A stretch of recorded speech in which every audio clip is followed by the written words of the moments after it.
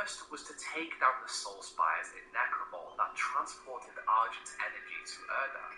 The second was to wake up the Wraith. If the Maker lost their connection to power, surely the Wraith and the Night Sentinel army would be able to take them out. This was a solid plan, but the Hell Priests were smarter.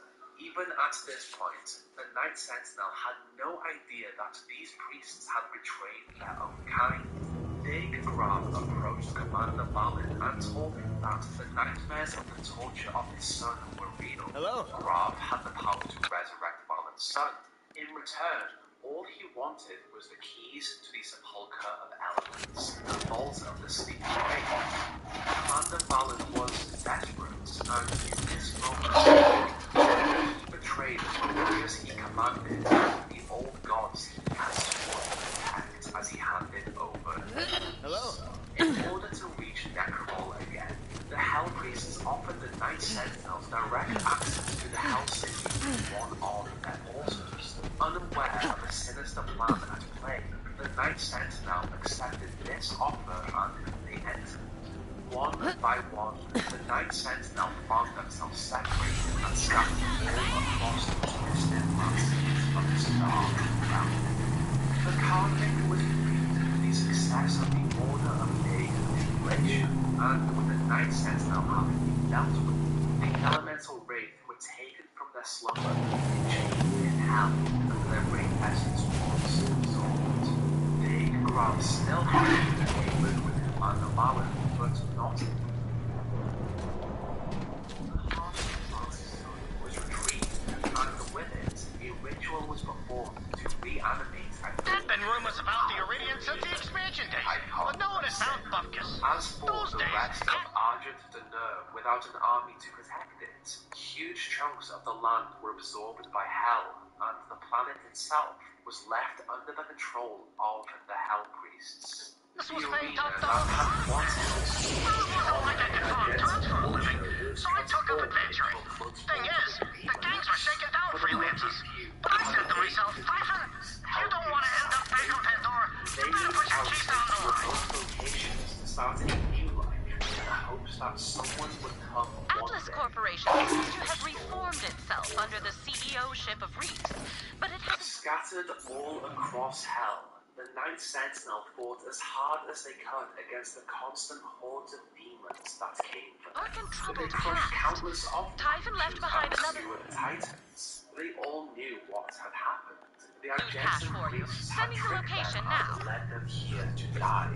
These warriors fought with honor, but their power was not enough to save them, trapped in this realm. The two survived this fate, the Doomslayer and the man that had betrayed them, Commander Balin. Balin knew that he was responsible for this entire situation. His grief had been manipulated, but still, it was his actions that had led to this very moment. He refused to return to Argent the Nerve until he had made up for his betrayal. So, Balin banished himself for the rest of his days in Hell. Tempered by the fires of Hell, the Doomslayer walked alone, and he destroyed every demon that came across his path. This was the path of perpetual torment perceived by the Resurrected. He had escaped Hell and started a new life, only to have landed back in Hell. The Slayer wore the crown of the Night Sentinel as he used his incredible powers to crush the obsidian pillars of the Blood Temples. He waged war against the Night Circles of this realm. He was unbreakable, incorruptible, and unyielding. From the First Age, he etched terror into the hearts of the demons. Titans fell at his feet, and in this terrible place between worlds and time, the Slayer encountered something or someone called the Wretch. Even now, the identity of this being is unknown. The Wretch adorned the Doomslayer with new armor, the greatest glory and forges of Hell. It was just like him, impenetrable and unyielding. With this upgrade, the Doomslayer continued his crusade. The Slayer encountered Age. He etched terror into the hearts of the demons. Titans fell at his feet, and in this terrible place between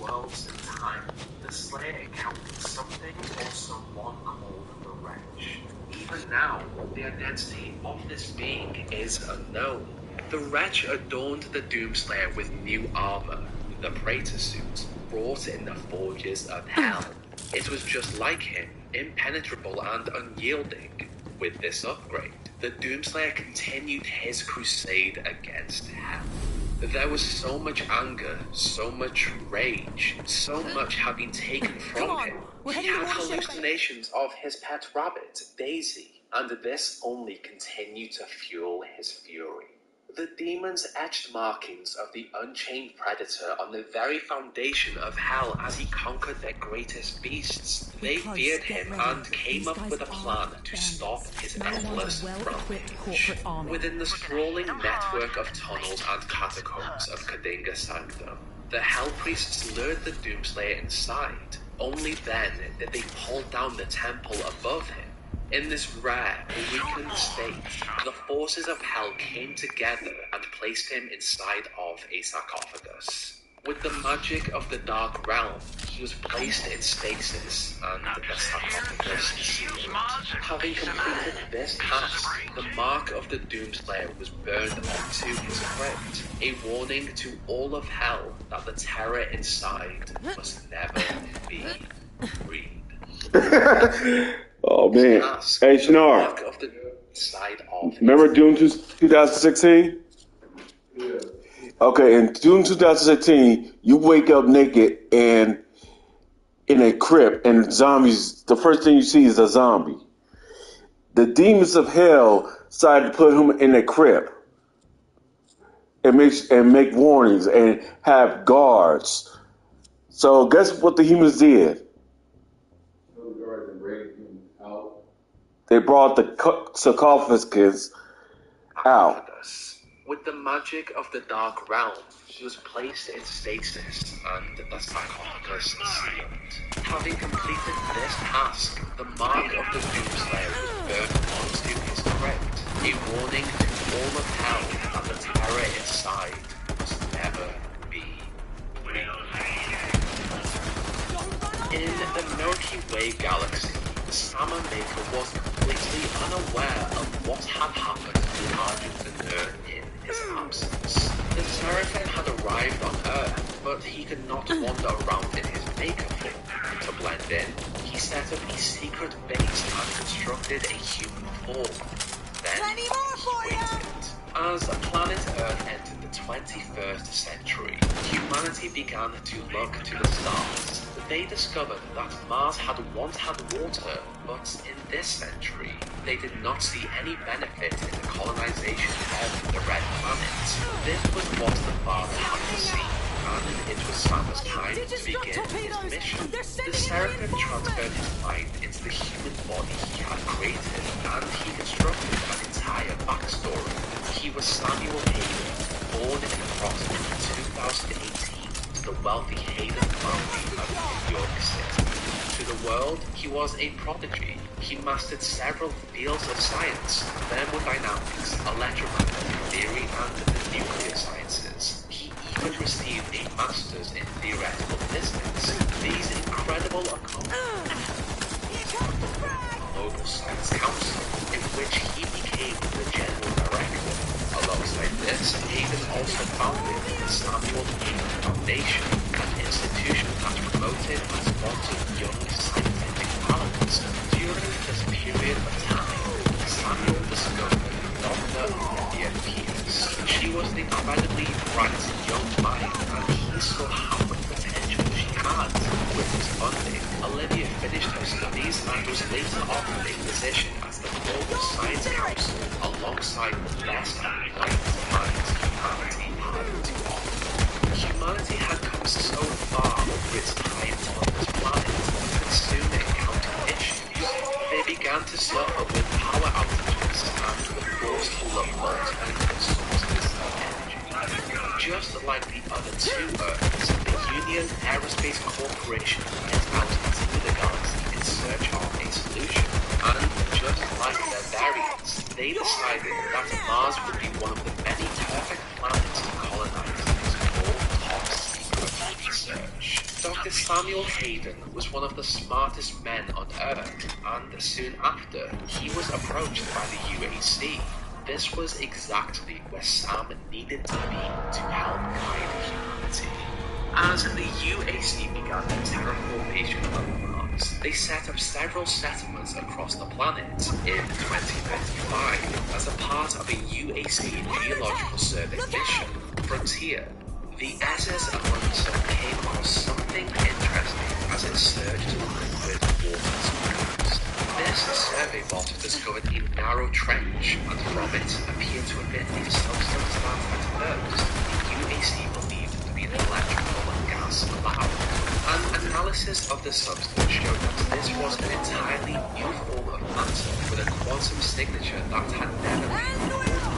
When a 2 megakelvin cutting laser was fired at the substance, it absorbed the heat release and remained self-contained. That was brilliant. This was a promising lead for a new energy source. All right. And after a Let's second get that channel expedition open to was Atlas sent to explore the HQ. trench, the Re-establishing UAC believed connection. that they had found a way to Come on. help Earth. Their reserves of Right. plutonium Connection to and Atlas uranium headquarters is had still depleted, intact. and When you're ready, they Vault were Hunter. desperate.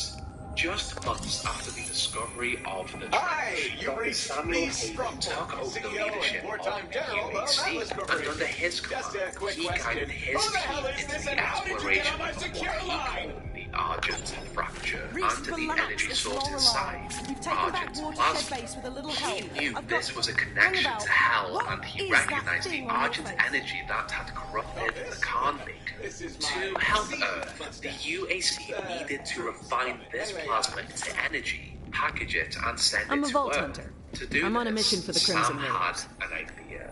Vault The Hunter. construction of Crimson. the Argent Holy Energy crap, Tower yes! began shortly. How many troops did you bring? The scope of 20,000? this venture 50,000? and the terraformation of Mars Got was me, huge. got my man. Every day, the We'll be Argent facility expanded, What? and it was clear Come that on! the system I was can't take back this city with a single-digit army! thousands of scientists that had joined the They're team. good, Reese. It was really here good. that And we need Samuel all the help we Hayden can get. introduced Bandits are pouring Vega. into the city, He and they're claimed working that with this was the Malawan. first Looks like truly Katagawa's made a autonomous deal with the artificial Calypsos. intelligence entity. Perfect. When in reality, Everybody's just piling Vega on. was the Well, father. new friend, you showed up at Vega the right did time. not know who Top or agent is what gearing he up to originally strike at Malawan's was. strategic His area. mind had been separated Alright. from his essence, With and intel. in order for him to Show me that with my exist, agent. he Reese, relied on the out. computer system to function.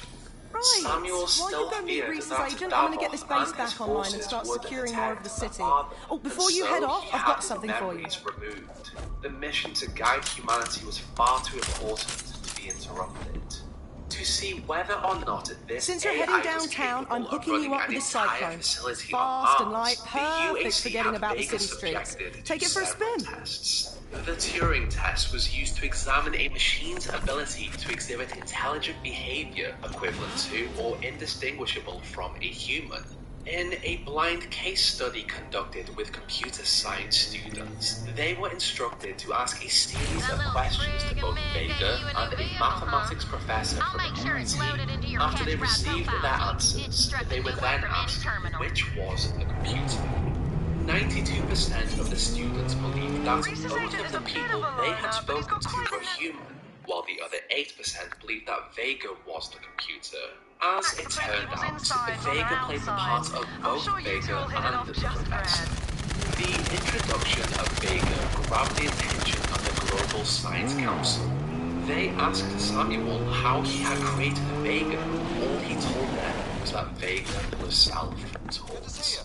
The AI required a lot of power to function and run the you do me a facility favour? on Mars. Why don't Luckily, you say we Mars start was home to a civilizing this wealth of war-torn energy. city again? With the power Let's start of with the most unrefined precious Argent commodity of all. plasma, UAC Coffee. technology, I'm feeling Vega right technology, ragged, and when the and commander makes secret mistakes, arcane he will rooms, die. Vega's And home I'm sure was my troops use a bit constructed. of To ensure the Rising Line safety of coffee the shop to get population started. of Mars, Vega Central Processing, a massive supercold structure with miles of circuitry and millions of processing centers, was built miles away from the Argent facility on a polar core. Vega was powerful, but its protoplasmic circuitry exceeded 1.2 megakelvins, Sorry, not much sorry. hotter than the Earth's sun. This location allowed him to function well, kept him cool, and the Argent facility safe. The UAC wanted to understand the Argent fracture more, and as they studied it, they learned that it was actually connected to another dimension, Hell. Samuel of course knew this, but he could not enter the dimension as a result of the seal the father had formed years before. Although he could not enter it, artifacts were discovered around it, and later, expeditions were sent in to explore it. One of the artifacts discovered was the Healing Stone. The Helix Stone had markings and symbols that could help the UAC understand this realm and the energy source better. To lead this task, Sam reached out to his old protege, Olivia Pierce. At first, Pierce stated she had no interest in the energy business. Hayden knew Olivia extremely well and showed her the Helix Stone. This artifact was enough to change her mind, and as a result, she moved 140 million miles away to begin her new life on Mars. Crazy high-tech guns. Functioned extremely well on Mars. The personnel was split up into different branches of research, and Vega helped them. He gathered data from all the UAC subsystems, ran the facility, and proposed more effective methods to process the Argent plasma into Argent energy. He suggested better analysis theorems, and he even designed a new Argent compression schema to house the energy. In her lab, Olivia played a key part in the decryption of the Helix Stone and the other artifacts procured from the Argent fracture. However, just months after her arrival on Mars, her interaction with these Hell artifacts led to a diagnosis of idiopathic scoliosis. Alongside this, due to his consistent proximity to the Argent Tower, Samuel Hayden was diagnosed with stage 4 inoperable brain cancer, and he was given just 6 months to live. By nature, he was a seraphim, and he spent these months in search of a way to survive this. Dr. Samuel Hayden designed a new body for himself. Let me get some gave the Arcturian plans to his super black, team Mr. to Bob. prepare for when his time ran out. In this design, he ordered that his human brain be upgraded to a biomechanical form. His frontal and temporal lobes remained intact, and the function of his parietal and occipital lobes to be bypassed and instead networked into a plasmatronic core. In essence, his personality, memories, reasoning, and comprehension would be carried over into his new body, and his perception and calculation would be supercharged, powered by Argent energy to make him much smarter than he was before. This process also created a loophole in the father's seal of Hell. He would become an android with adaptive parts. In this new form, he could enter Hell. For the little organic matter he kept, stem cells and neural conditioning agents were also introduced. There's a celebrity bandit named Kilovolt who's hosting Just a as live he had stream fight planned, to the after death Samuel's in human the form Seaport died, district. the procedure was Kilovolt's performed, a total and he woke skis-ball, up and in he's his giving new Battle Royale a cyborg bad body. name. This So we're was gonna yet pull the another plug on the incredible show. feat from the perspective down of on the the Global planet. Science Council and the Union Full Aerospace disclosure, we used to Corporation, get. but After I they left, found we it joined the bizarre children. that a cyborg was the one to Followers lead the who most used to be powerful back. corporation in the Nothing solar like Kilovolt. system. So he was Time for demoted the to script. the project director of the Argent facility instead. Olivia Pierce's symptoms had restricted her to a wheelchair, but Argent technology allowed new areas of medical science to be explored. Olivia was offered an experimental surgery that, if successful, would give her back the ability to Needed walk. that. This essentially consisted of a titanium exoskeleton surgically grafted onto her body. This operation was a success. She walked and moved as she pleased, but it also caused her a tremendous amount of pain. Dr. Pierce was offered pain medication to help with this, but she rejected it out of fear that it would cloud her mind. In 2122, a statue of a praetor suit was excavated, and in 2124, 2 ancient sentinel statues were discovered.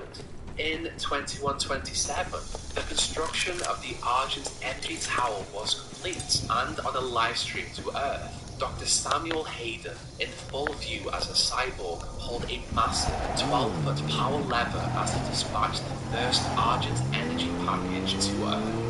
By 2136, the construction of the Advanced Research Complex was complete, and it was here that the state-of-the-art research, design, and production technology moved, from robotics to teleportation, to weaponry, to subspace communication systems. This is also where Olivia Pierce spent most of her time in her lab, as she continued to decode and study the Hell artifacts.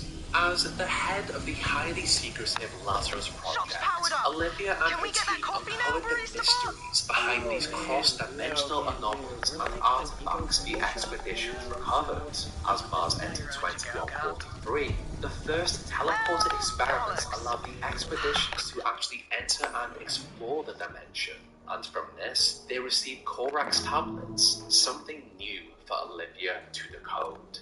These expeditions also brought these members face to face with the demons that wandered the realm. Wait, I know. There's a Sam had Malwan strict commander who's always guidelines got on a how travel to mug on him. interact with See if you can Hell, track him its down. artifacts, and the Honestly, that creatures, caffeinated he sewer juice underestimated Malwan caused coffee just is how practically a war manipulative crime on and its smart own. these I just want that demonic commander's entities mug. were. Olivia Pierce had worked with the Union Aerospace Corporation for years. She also lived These guys don't have weakness, the Helix Stone unlike the other ones. also had a nothing Simple. If you see nothing on them, they'll have. You see these one with circles or electricity? They have a weakness.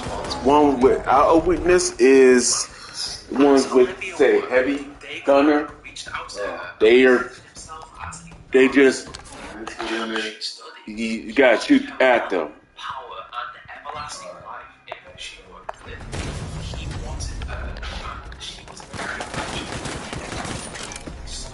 susceptible to this malicious.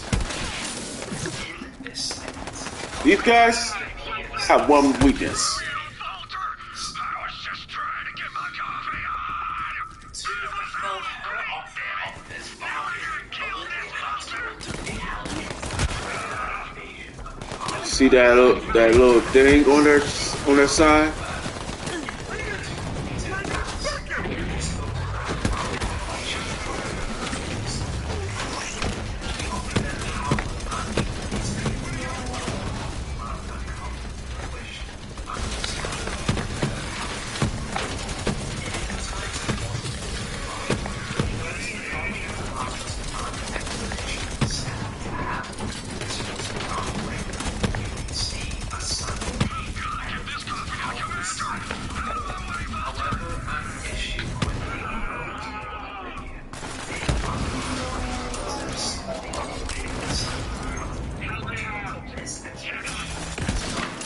Next!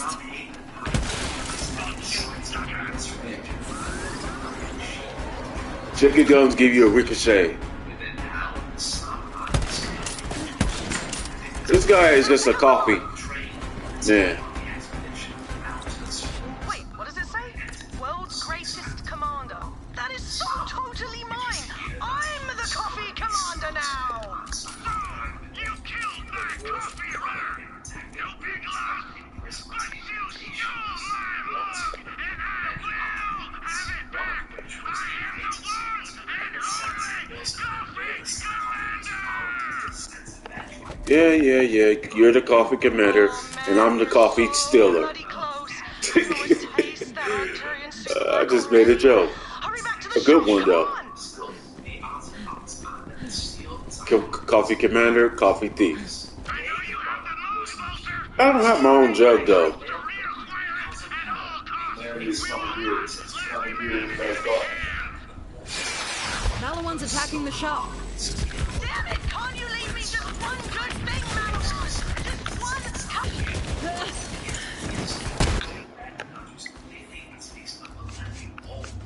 The team attempted to wake the man, but an Argent barrier around his body kept him stuck in stasis.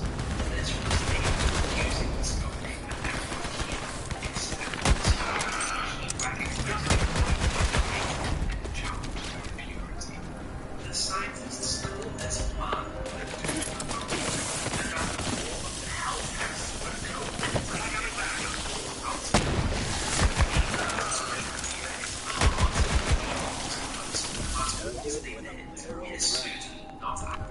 Barista bot, just shut up and get us the coffee. Sure. Don't bust an aneurysm or whatever. Just show me that to-go cup and I'll fill it up for you. Cool, Berkeley Forest.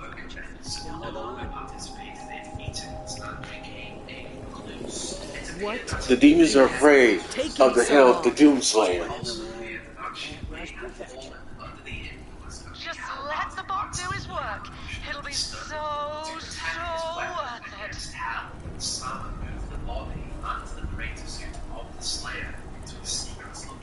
And you're welcome. Have a lovely day. Or don't. Your call. Yes! Yes! Finally! Bring that coffee here! Lorelai, I hear you, and I super understand. Please just... Hey, we've all got our vices.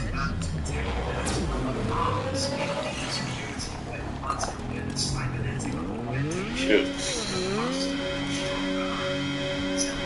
Damn, my rod got stuck.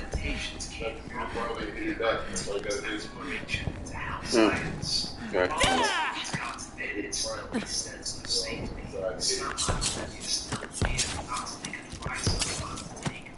No, I mean...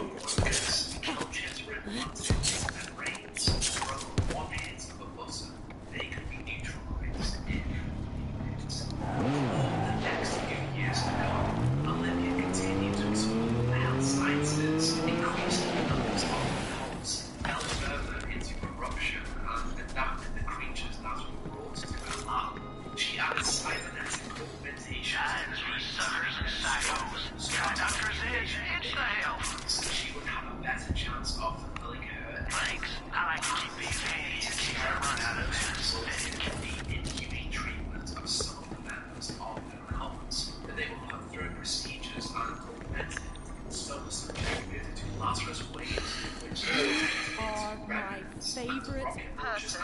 This was so necessary. Hey, Atlas boys! Rise and Grind's back in business and the coffee's on me!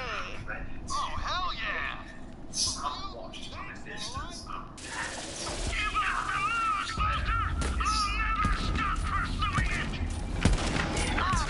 Bollocks! Malawan's here. Come on then, let's show him what a little caffeine does for our morale.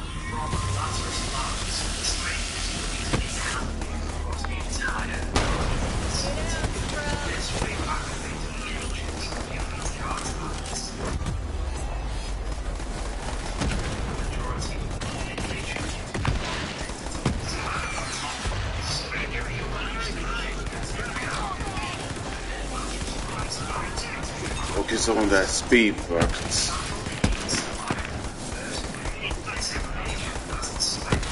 See, I didn't have to shoot.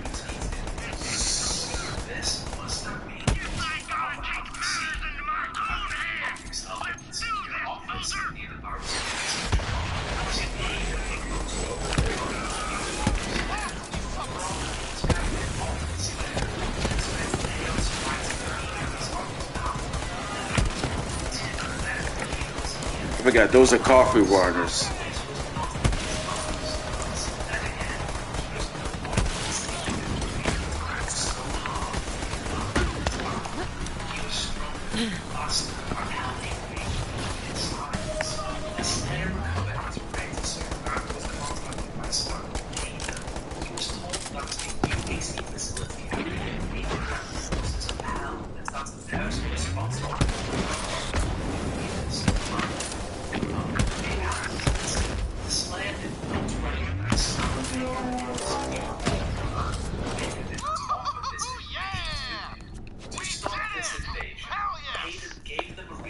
Well done, Bolt Hunter.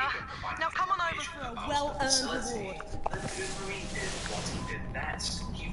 We really can't thank you enough, Bolt Hunter. I know this seems like a small thing, but even this little taste of the world we lost, it keeps us going, you know? At least till tomorrow morning. Mission for ya, if you're up to it. Now that we've got coffee, priority number 2 is food. Malawan recently took over the Dynasty Diner, which was pumping out food for our people before it got taken. Go find the owner, Bo, and help him take his diner back. Hey, you! I need help, damn it! Lorelei sent me. What's up with the diner? Bo, it's me, and I've got hungry people back at the base, you get me? I get you, Lorelei. I so get you. Okay. So those fascist Malawan bastards are using my diner to supply their troops. Stop them! Go on to it! Kill them all! When Malawan showed up, I barricaded myself in my apartment, and I'm not coming out until this war is over, you hear me? But you can help me get the diner up and running. I can run it remotely from here.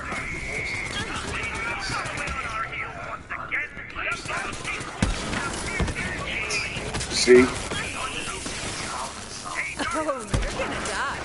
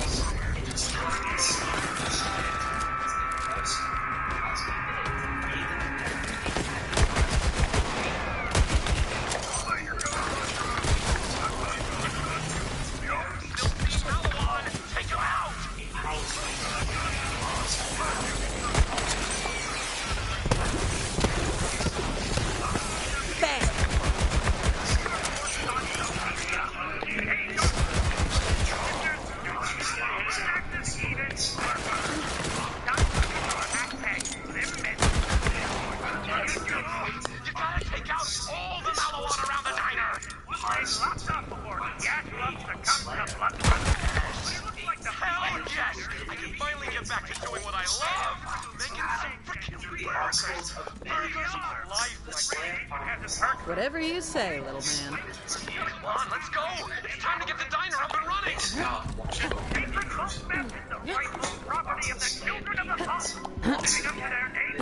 I've seen what happens when you whip a bandit mob into a frenzy. Having completed the first part of this task, Sam pulled the Slayer back to Mars with the tether. This is all yours, I could tell. And it's not pretty. Taking a COV off the air gives us more room to breathe. Okay, here we are. Let's get some new burgers going. Hit that button and deconstruct those big bad burgers. Yeah! Insufficient meat data for burgers. Bummer! The Digistructor's out of meat samples. We can't Digistruct any Dynasty burgers without meat samples. Okay, I should bring me a sample of my secret ingredients. Rich meat. What? Trust, my dude. I know it sounds vile, but it makes the burgers so damn juicy. There's a rat's den in the trash pit. Go get him. Still, it's just a small issue for Marine. Now, start by squishing some rat larvae. Doing that should draw out the angry mama rat. And that's where you'll get a big ol' rat stick.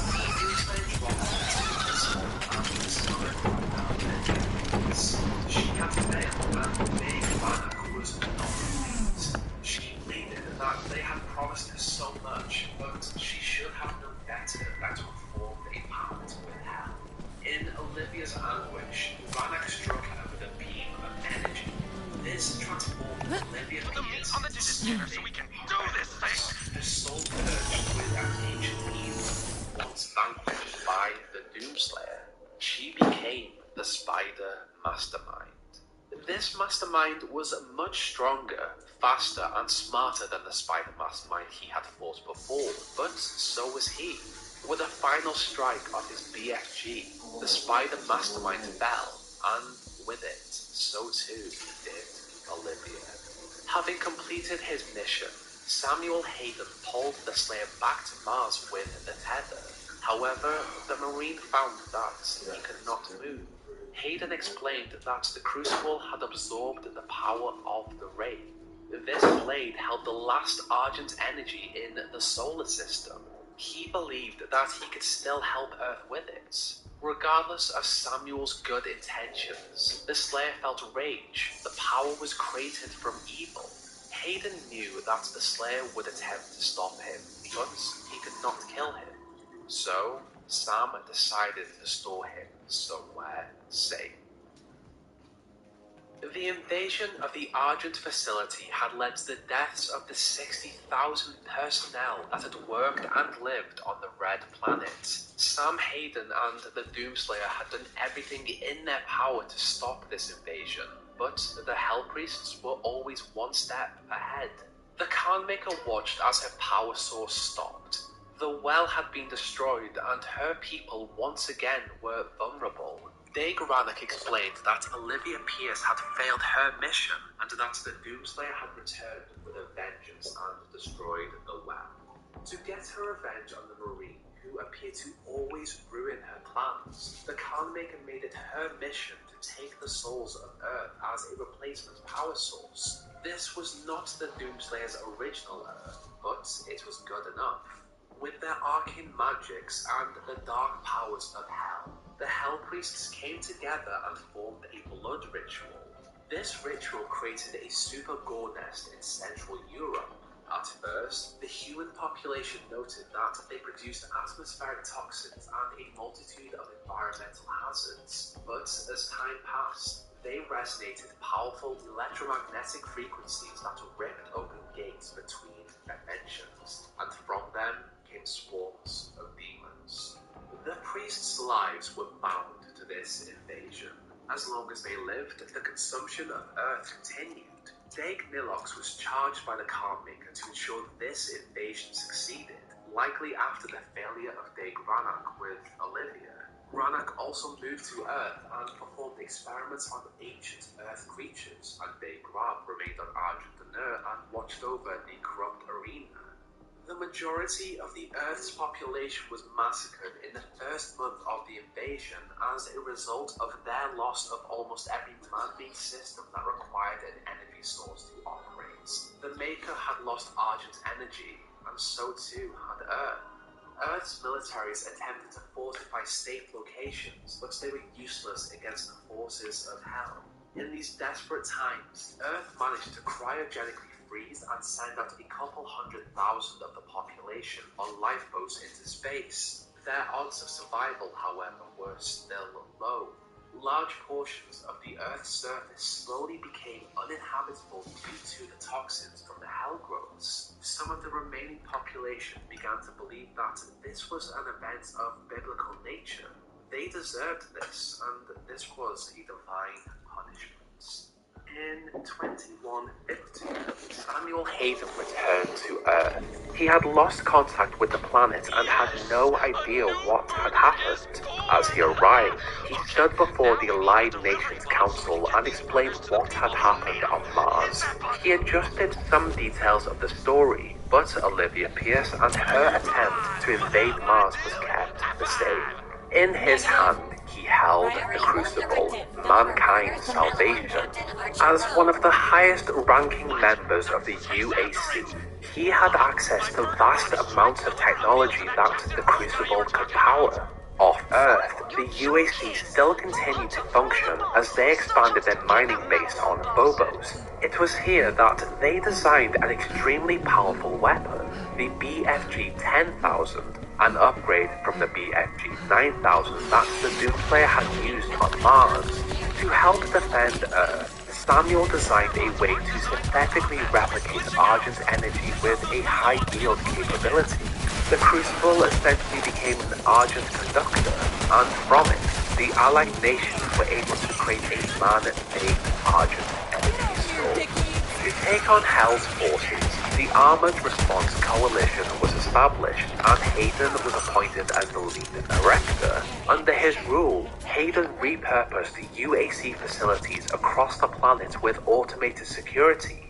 These became essential bases for the ARC as they produced their own Argent-based weapons to fight against the demons. Having done this, the tide of the war changed.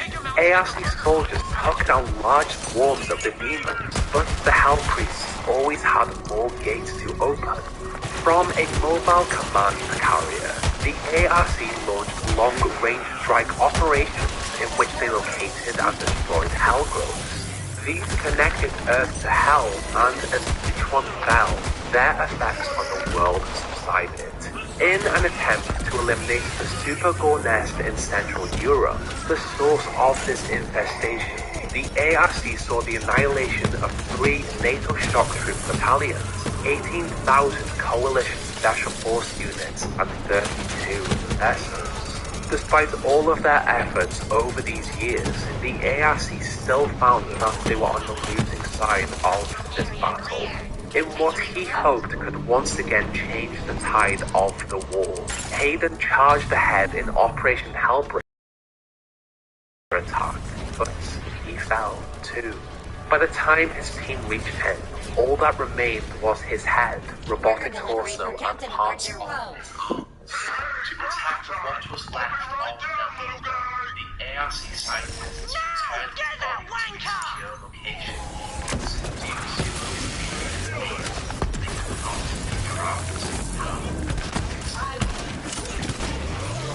The Doomslayer had been trapped in the location by starvation, and continued attacking the emanation of the cyber when the Slayer was set free. As of now, no one knows where he was, but he returned with a vengeance on the 21st season. 14 years after he had disappeared. The Slayer had not returned alone. He had managed to acquire the Fortress of Doom, a ship similar to the design of those once used by the Argents to help him save Earth. He also installed Vega into the ship's system. With Vega as a guide, the Doomslayer learned what had happened to Earth. Lorelei, it's gonna take some time to override Malowan's control over my burger bot. This one might as well be scrapped, so... Bye, burger bot! Their lives were connected to the blood The issue he had was that each of them had performed a spell with powerful coins to protect their souls. In essence, they had become immortal. Each soul was protected by a monstrous guardian. But this did not deter the Slayer. On a new path of vengeance, the Slayer hunted down the location of Big Nilok's guardian, killed it, and retrieved the coin. To finish the job, the Slayer tracked down Nilox on a hell barge on Earth. Nilox looked completely different to how the Slayer remembered him. The constant use of hell essence had corrupted him. Nilox warned the Slayer that his soul was guarded. He was immortal. However, his confidence quickly turned to terror as the Slayer revealed his coin. In a quick move, the Marine ripped the head off the next body. Nilox had betrayed his entire species in his greed for power. As his soul traveled to hell, he became a part of the process he had worked hard to create. Hunter, good to see you. For energy. The death of 1/3 Proper kudos for taking out Captain Robot, Hunter. That burger-grabbing prick has been a right thorn in my arse. But now he's dead.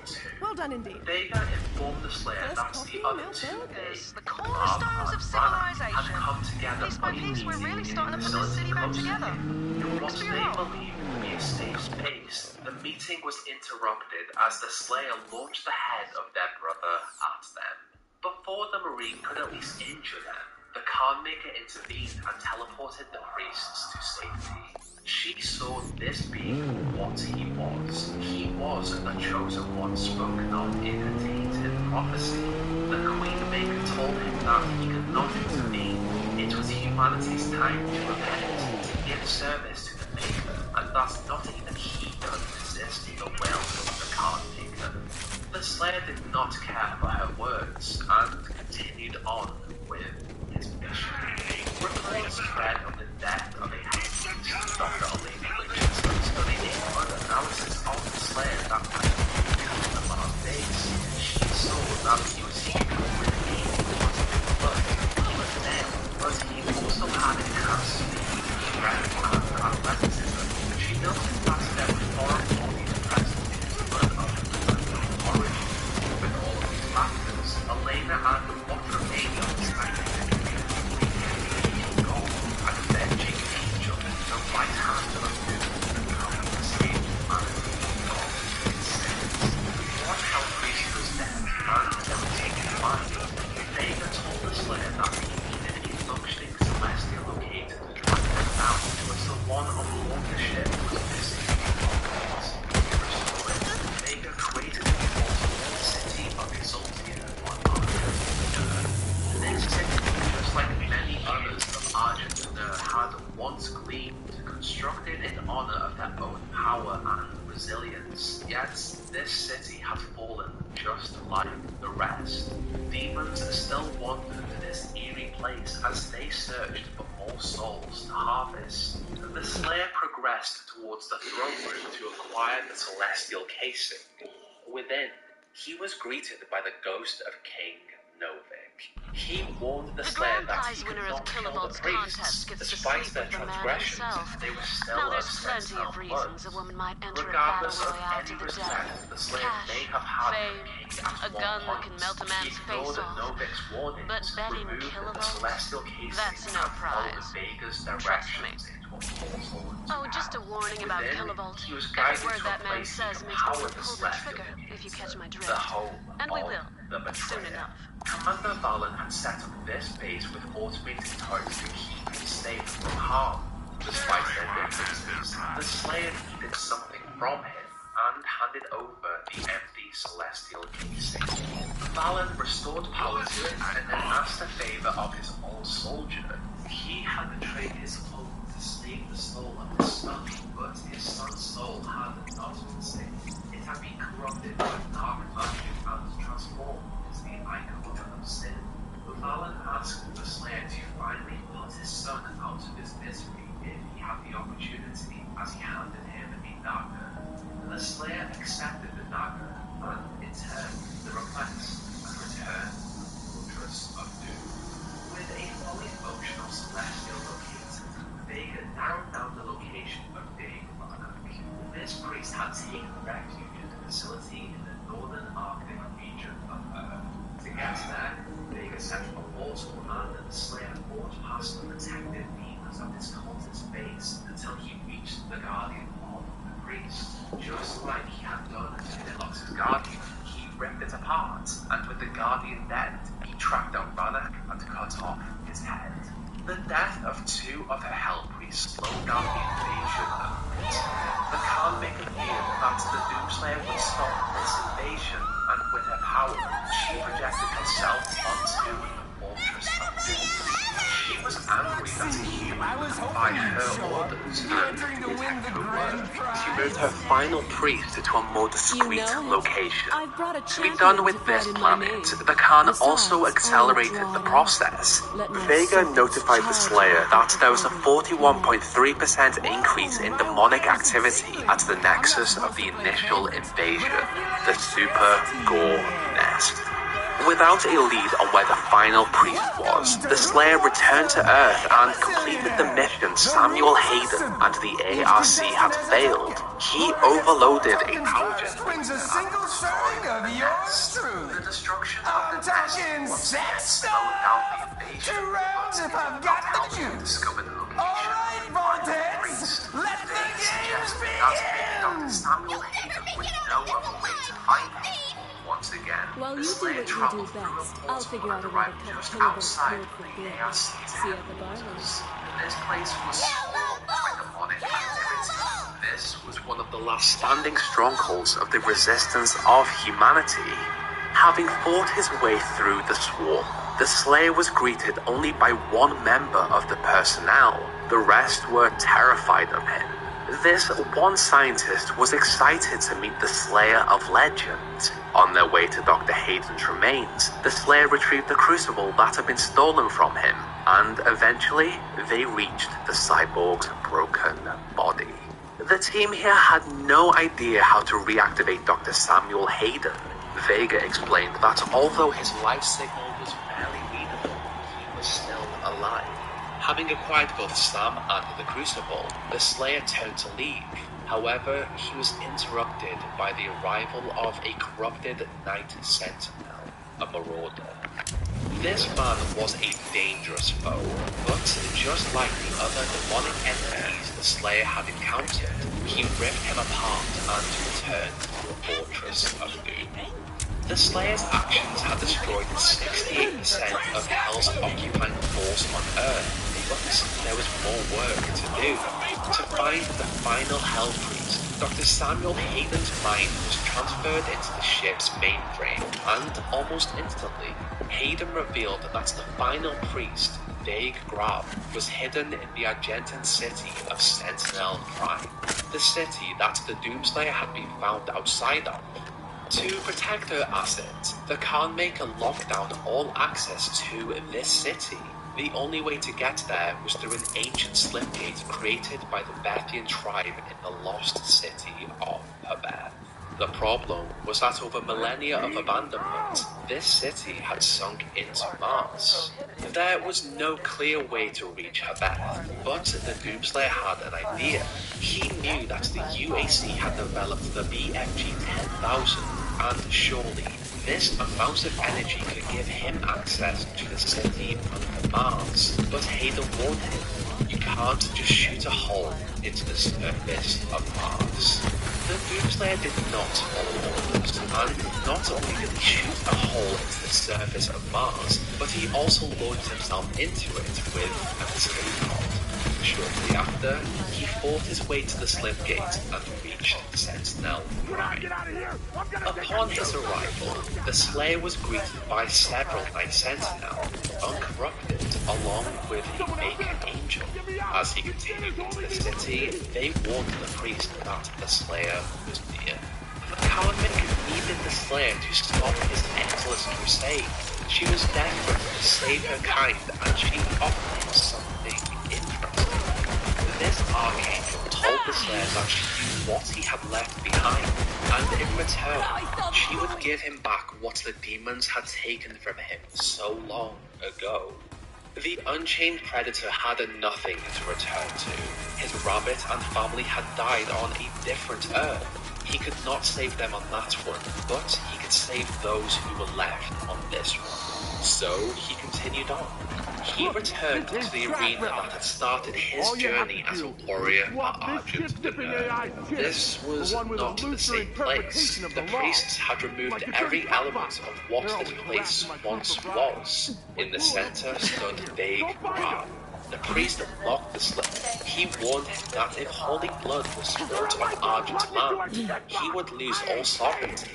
This warning did not deter the Marine. He was focused, and after the priest summoned his guardian, the Gladiator, the Slayer ripped away its shield and smashed in its head with its own weapon.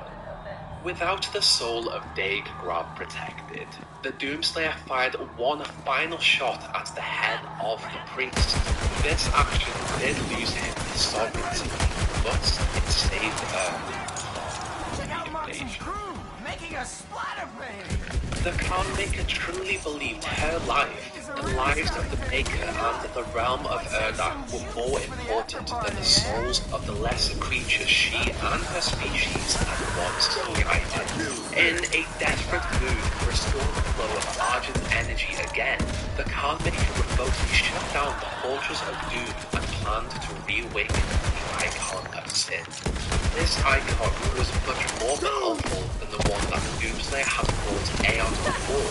It had been reborn from the tortured spirits of Commander Valen's son. The Slayer placed his crucible into a power dispenser in the Fortress of Doom and restored power to the ship, and he was told that if the Icon of Sin were to awaken and arrive on Earth, its very presence would warp reality until it formed a black hole that would pull the whole of the earthly dimension into hell. To take down a Titan, a crucible was needed.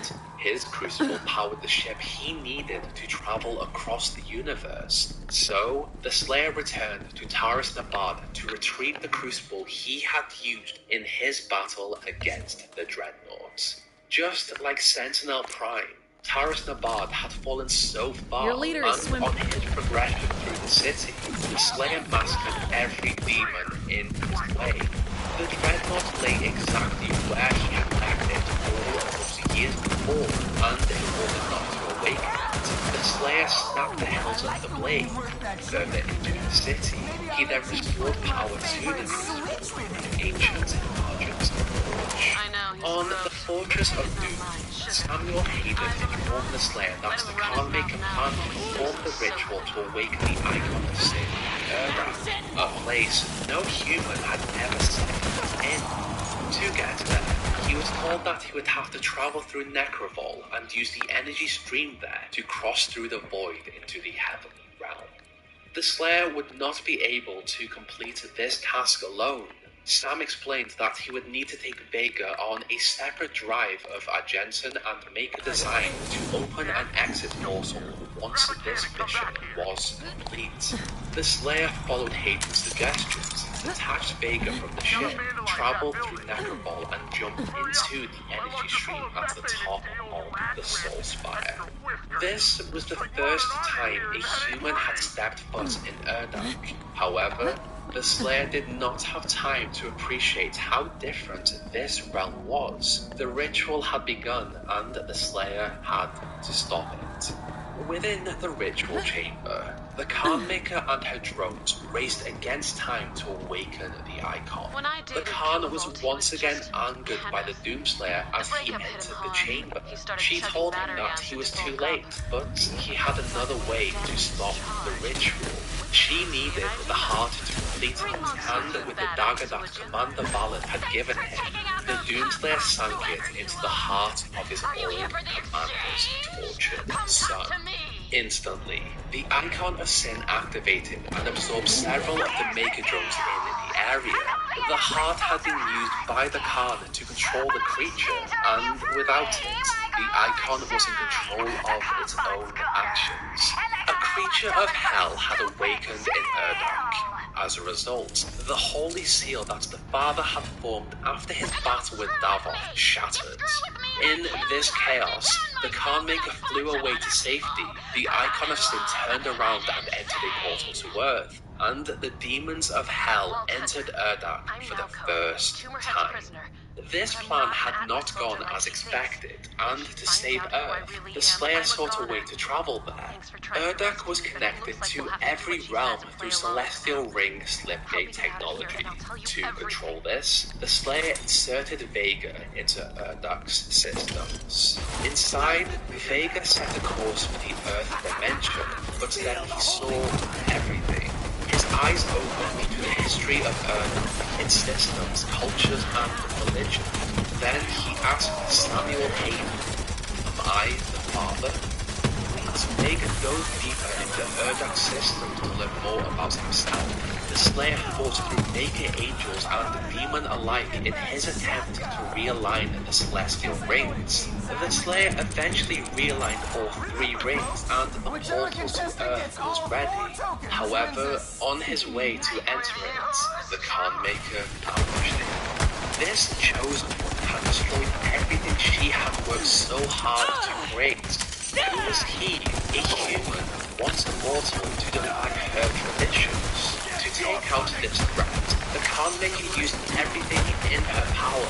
She fired pure energy at him, summoned the Maker to aid her, and flew around to evade his strikes, but she could not match his rage. With a final blow, the Khanmaker fell from the skies and landed hard on the ground.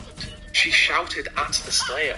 He had destroyed all that she was meant to rule, and all just to protect them, mere servants to her beliefs. In her final moments, the life sphere of the Khanmaker launched into the sky and exploded. As the Doomslayer jumped into the energy stream of the Slipgate, Davos the Dark Lord watched the fall of Urdak from his life sphere. His corruption and manipulation had finally worked as planned. He had turned the card maker into a paranoid mess for the prophecy of the Chosen One, and had pushed Sama Maker to create the weapon that had destroyed her and her species. Urdak had fallen, and as it became overwhelmed by demonic entities, Don't feel too Vega bad about stayed taking there out those and other learned as contestants. much as he Anyone could who'd compete about to sleep with himself. that man, well, Meanwhile, they're a on menace to Earth, society. the Doomslayer raced across rooftops towards the icon of sin. The longer it was on Earth, the stronger it became. He eventually caught its attention, and this human marine, infused with the power of a god, fought against another Titan of Hell. Though the icon was larger and stronger, the Slayer was faster and smarter. He avoided the demons that the creature summoned from Hell, and after he had destroyed the armor the Maker had crafted onto it, the Slayer pulled out his crucible and drove his blade into the head of the Titan. The Doomslayer had saved humanity, and he became a legend. He had stopped the Hell invasion, but there was still work to do. The survivors of his massacre came together and fought off what remained of the demonic population as they sent out emergency radio broadcasts to alert everyone that the war was over.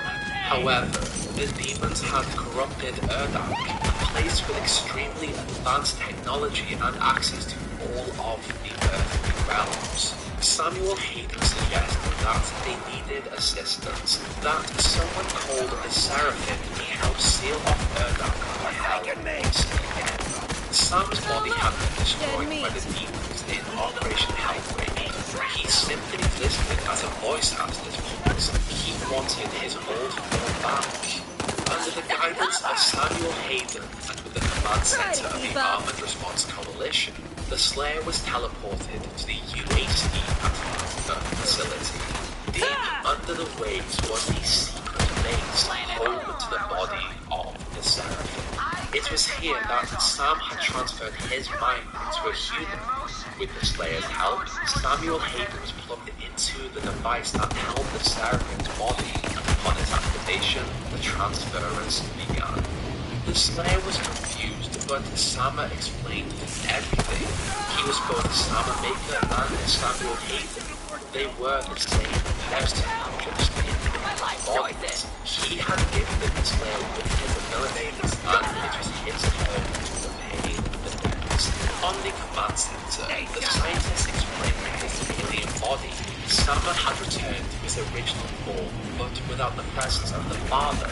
He had entered the early stages of the transfiguration process. To restore powers for Urdak and save himself, Sama instructed the Slayer to recover the father's life sphere from Igmor Sanctum in the blood swamps of Hell. With it, he could combine the sphere with Vega and restore the father to its former glory. As the Slayer left, he was told, "Be grateful. Despite your transgressions, you are given the honor to serve the gods yet again." This angered the Slayer. He did not ask to serve anyone or be put into this situation. His life had only been war.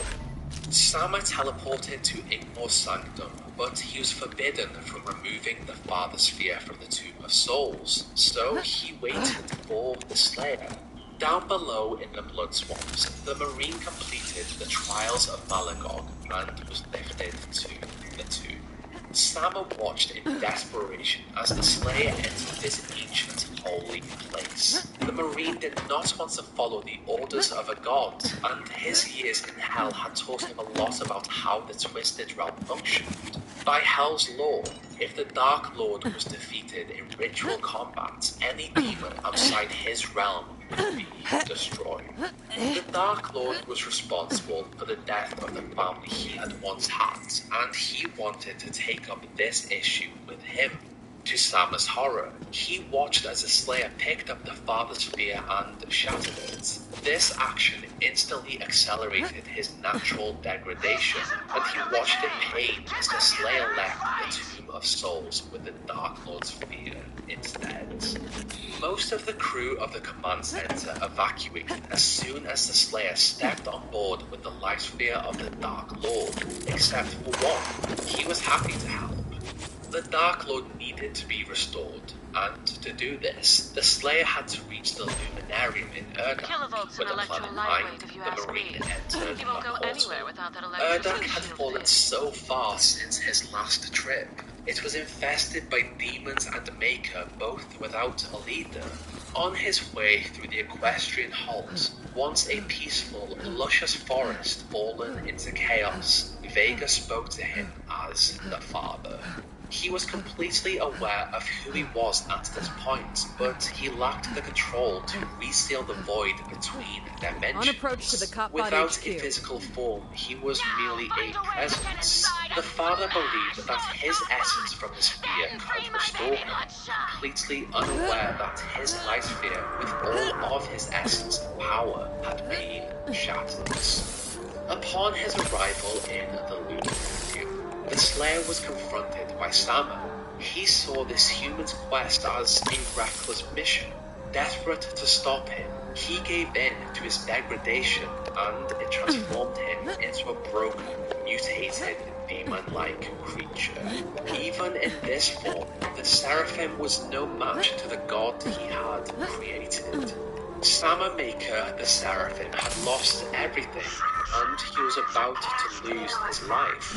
Yet, the Father still cared for him. He explained to the Slayer that Sama was a mere servant that only followed his commands. His death was not required. The Father had no physical power, but he did control Urdak's systems, and with them, he teleported Sama away to safety. The Father had no physical power, but he did control Urdak's systems, and with them, he teleported Sama away to safety. Without any more obstacles in his way, the Slayer stood before the entrance to the Luminarium. His mission was now his own. The Seraph who served in the Luminarium were unable to refuse a life sphere, regardless of whether they were deemed good or bad. As the Slayer entered, he handed over the life sphere of the Dark Lord, and he took it from him. The ritual began, and the engines of creation span in and out of existence as the life sphere transformed into the Dark Lord. The Slayer, of course, attempted to kill him as soon as he formed, but the Luminarium was a powerful place, and no blood could be spilled there. Instead, Davoth welcomed him to fight in the city of Amora. The Slayer had taken away the Father's ability to restore his power, but he still decided to help him. To reach Amora, the first and capital city of Hell, the human god would have to pass through the Gate of the Moon. This gateway had closed many years before, and a power source was required to reactivate it. A crystal of the elemental wraith would be more than enough, and to acquire this, the Slayer returned to Argent D'Nur. Despite the demonic corruption that this planet had seen, the power of the World Spear still emanated life. This was a region that still felt safe to the population that had escaped the cities. They had created a new life out here, away from Maker and demonic detection. Through his traversal towards the World Spear, the Slayer was attacked by waves of demons. This was something he had got used to. Everywhere he went, demons came for him. He had also grown stronger and smarter over these years and decimated them one by one. On his path, he also encountered a hologram of Commander Valen from his base in Hell.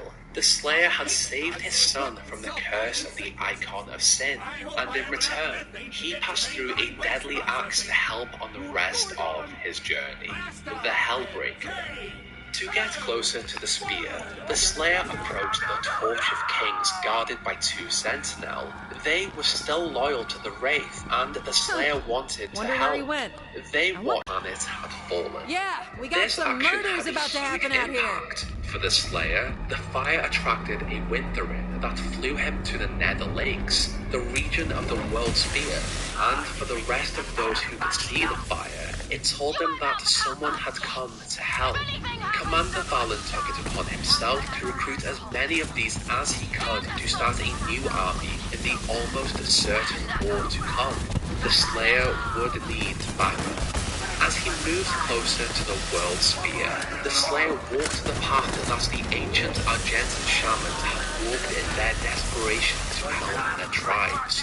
Once upon a time, these Wraith crystals had helped Argentina flourish, and he hoped they would help again. The Guardians of the World Sphere looked down on the Slayer to determine whether he was worthy or not. However, the Father appeared to override them. He told them he was worthy. Few had entered the World Sphere. The intern was amazed by the readings that this ship gave off. Not even Erdak gave readings like this. Along the walls, thousands of wraiths slept. However, few had entered the World Sphere. The intern was amazed by the readings that this ship gave off. Not even Erdak gave readings like this. Along the walls, thousands of wraiths slept, and in the center, holograms of Seraph floated around an elemental crystal.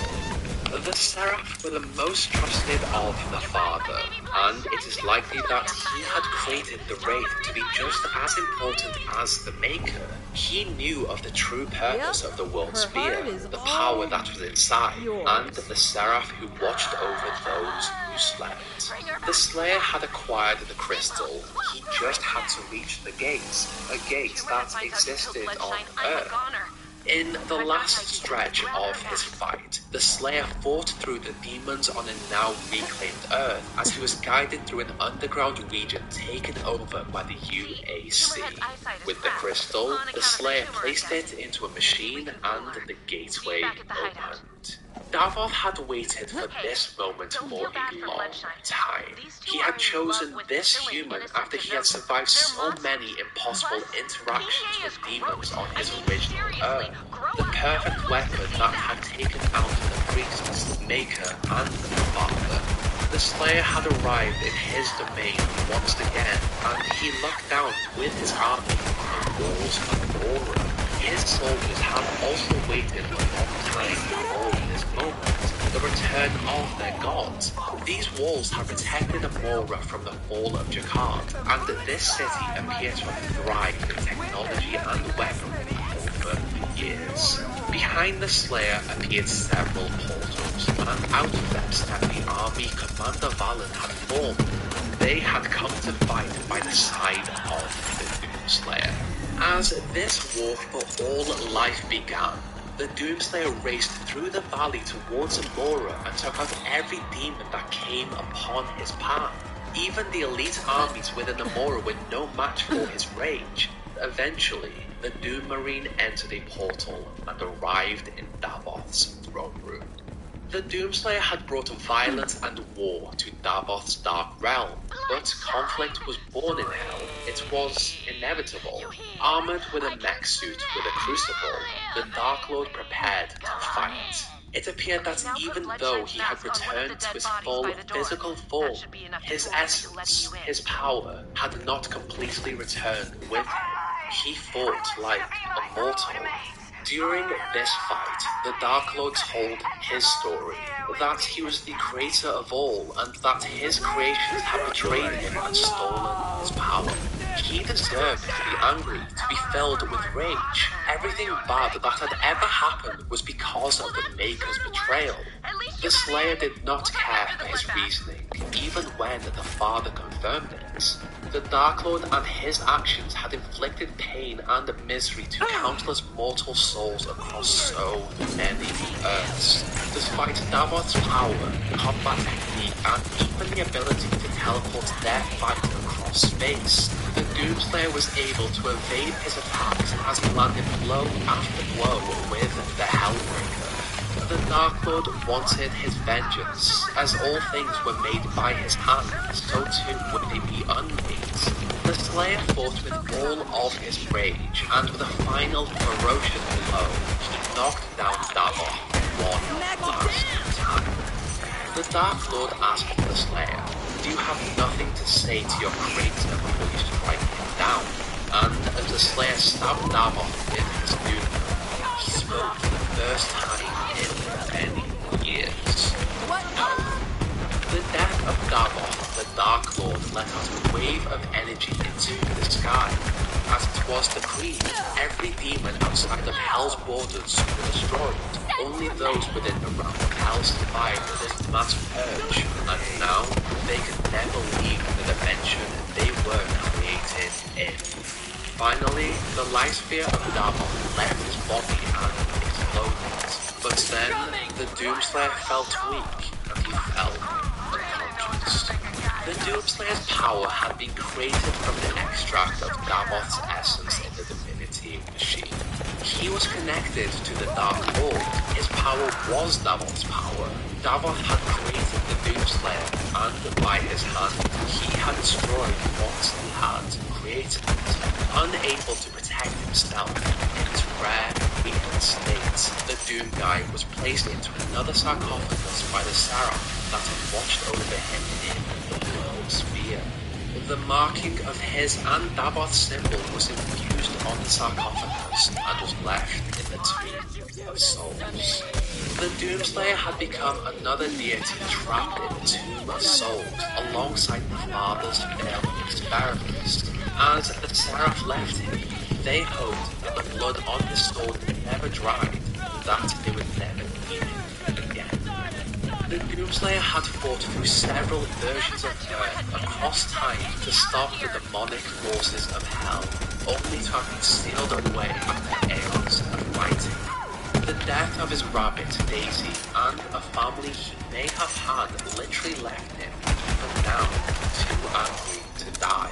As for Urdak, once again free from demonkind, the few Maker that remained were, for the first time in their history, without a leader, a position that the Father, even in his limited form, could take over. Earth would rebuild, and so would Argent Dunur. As for Hell, no demon could leave this realm, and it once again became the place bad people went when they died. The entire Doom series is made up of so many different types of media. This timeline focused mostly on the games, but I cannot end it without at least mentioning what else was created. Prior to writing this timeline, I had only watched the first Doom movie. It was an experience. My dickbag brother had For all the my siblings timeline, I murdered by thought that Tyrant maybe the Calypso. sequel would be I'm better the only or one without left. anything of note to this Just so you timeline. know, I'm not None like of my them brother. did. The Duke's a 2005 Doom psychopath, and he movie is definitely wants basically me a dead. Resident Evil film with the As Doom soon as I name. realized what my The brother only was doing, I similarity tried to between the disappear on movie and the Prometheus. game is that Found the a dead UAC Atlas soldier and exists stole and they his have a gear. base on And Mars. I got captured Doom by the Annihilation is the second movie I gotta and it came disappear out in for a while. 2019. Most people It is a around here would kill me reboot. just This for my one last is more name. faithful to the But if game you see my series. brother, It appears to put be a a bullet blend in that of the stories dickbag's of head Doom for me. 1 and Doom 3. Oh, and Betruga is the Tumorhead stole villain a and family he heirloom leads the of mine. charge in the I don't want it exploration anymore, of so it's all yours, teleportation Vault Hunter. technology. No The offense, but I UAC hope I find never ancient see you. gates, but they lead to hell. It also ends on a cliffhanger, so maybe there is another movie coming out. I haven't gone into depth with these because they add nothing at all to the timeline. Now that is over, the Doom World comic is absolutely worth a read.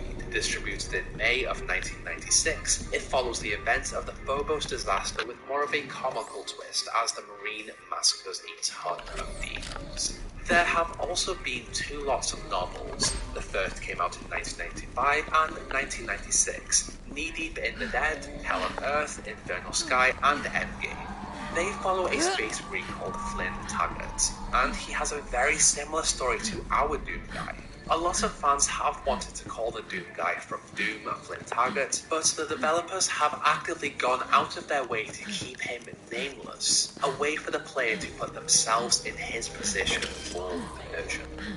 Finally, Doom 3 had 2 novels and the third was cancelled, Worlds on Fire and Maelstrom. This follows Private Kane and his journey through a demonic infestation of Mars City. I may explore these deeper in the future, and I did take parts from the Doom 3 novels to expand the background of that section, but I did want to focus only on the games timeline. This is the hardest video I have ever made, but it seems to have come together pretty well. This is the most complicated timeline in any game series I have ever played, and there is so much information that contradicts other pieces of information. I know that there will be some that will disagree with my order of events, but that is okay. I have done my best to put the games and events into the best order. The issue I have is the community is kind of split on which games are connected to which timeline. With hours and hours of research, it just made the most sense for Doom 3, its expansions, and the RPGs to be its own thing, which still takes place in the Doom multiverse. Some also believe Doom 3 to be a prequel to Doom 1. I disagree with that. This video is so long already, so maybe in the future I can do a more detailed video about why Doom 3 just would not work as a prequel. I wanted this timeline to be as canon as possible, so I have not included games that I wanted to. There was Doom Resurrection, which is classed as Lost Media. Its storyline was reused for the Doom 3 DLC Lost Mission. There is also Sigil and Sigil 2. I wanted to include them, but ultimately they are not a part of the official Doom series. Now, at Olivia Pierce's desk, we see the mention of a 45th parallel. We know that there are alternate Earths, and with at least 45 different ways the story could have gone. Maybe Sigil and the many other amazing mods created for the Doom series are canon in the multiverse. Quake Arena and Quake Champions also made use of this multiverse in which they pitted the Doomslayer against other heroes and villains of other series such as Quake and Wolfenstein. Sadly, in the multiverse, those awful Doom movies fit in there somewhere too. The Doom series is still very much alive, and with this look, we may receive a new Doom game at some point. There are a ton of questions to be answered. Who were the Sarah that locked the Doomslayer away? Were they under the orders of the Father, or a god that existed before that? Where did the Wraith come from, and did Daisy the Rabbit suffer? These were just a few of my questions, and this video could go on forever with theories, speculation, and questions. If you have made it this far, thank you so much for watching. I do appreciate it. This will deserve a long project. I think that was everything I wanted to say. Please share it, please like it, subscribe if you are interested in deeper dives into specific topics which I also cover on the channel. And finally, I'd like to thank my gold tier patrons and channel members. Jonas, Lewis, Queen Arby, Fluffy the Dragon, Chicken Guy 791, Ruben Mendoza, Duke the Toad Nut.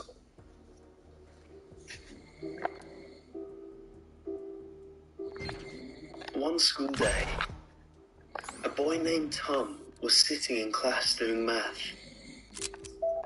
It was 6 more minutes until school let out. As he was doing his homework, something caught his eye. His desk was next to the window, and he turned and looked to the grass outside. It looked like a picture. When school was over, he ran to the spot where he saw it. He ran fast, so that no one else could grab it. He picked it up and smiled. It had a picture of the most beautiful girl he had ever seen. She had a dress with tights on and red shoes, and her hand was formed into a peace sign. She was so beautiful that he wanted to meet her. So he ran all over the school and asked everyone if they knew her or have ever seen her before. But everyone he asked said no. He was devastated. When he was home, he asked his older sister if she knew the girl. But unfortunately, she also said no. It was very late, so Tom walked up the stairs, placed the picture on his bedside table, and went to sleep. In the middle of the night, Tom was awakened by a tap on his window. It was like a nail tapping. He got scared. After the tapping, he heard a giggle. He saw a shadow near his window. So he got out of bed, walked toward his window, opened it up, and followed the giggling. By the time he reached it was gone. The next day, again, he asked his neighbors if they knew her. He'll get his eventually. Everybody said, Just not the way. sorry, no. When his mother came home, he even asked her if she knew her. She said no. He went to his room, placed the picture on his desk, and fell asleep. Once again, he was awakened by a tapping. He took the picture and followed the giggling. He walked across the road when he was suddenly hit by a car. He died instantly, picture in hand. The driver got out of the car and tried to help him, but it was too late. He saw the picture and picked it up. He saw a cute girl holding up 3 fingers. Get it over with.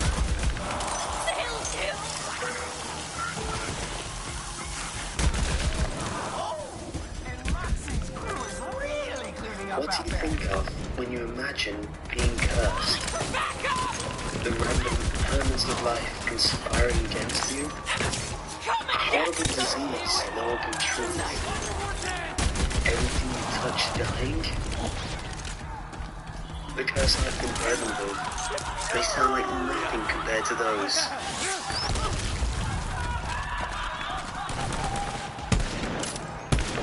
They tell you that hell is hot. A raging inferno filled with the screams of the damned, tormented. You're wrong. Hell is cold. A freezing black void of silence where the condemned spend an eternity far from the light of God. Only their wretched memories keep them company. Even they begin to fade over time. How long had I been in this aching void? I had no idea. I still remembered my name, my family, and my friends. The faces of my victims. I tried hard not to think about that. In life, I had suffered from a deranged madness that had caused me to kill. It was only when I arrived in hell that my head cleared and sanity returned.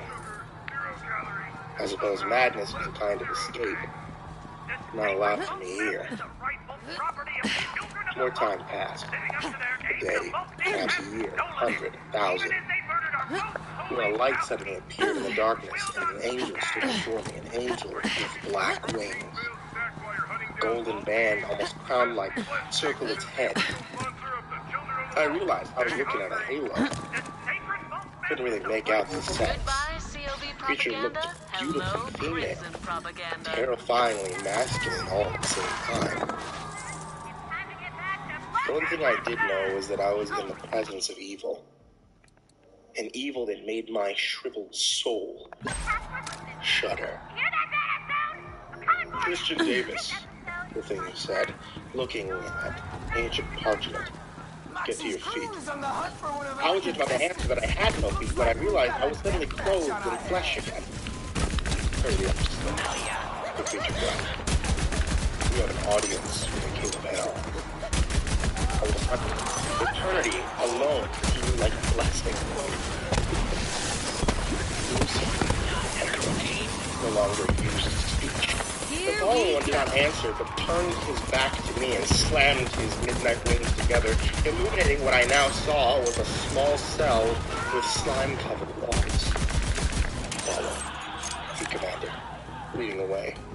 I did as I did, stepping out of my cell and entering a vast hallway where rearing black pillars reached up into a starless sky. Strange creatures swooped and called to each other shrilly. It seemed like we walked for an eternity through an ever-changing landscape of horrors. In one place, fire. My nana used to say a man Sulfur hung heavily in the air. In another place, the ground was covered in an orgy of naked bodies. The air stank of sex and blood, and I realized to my horror that these lustful bodies were not individuals.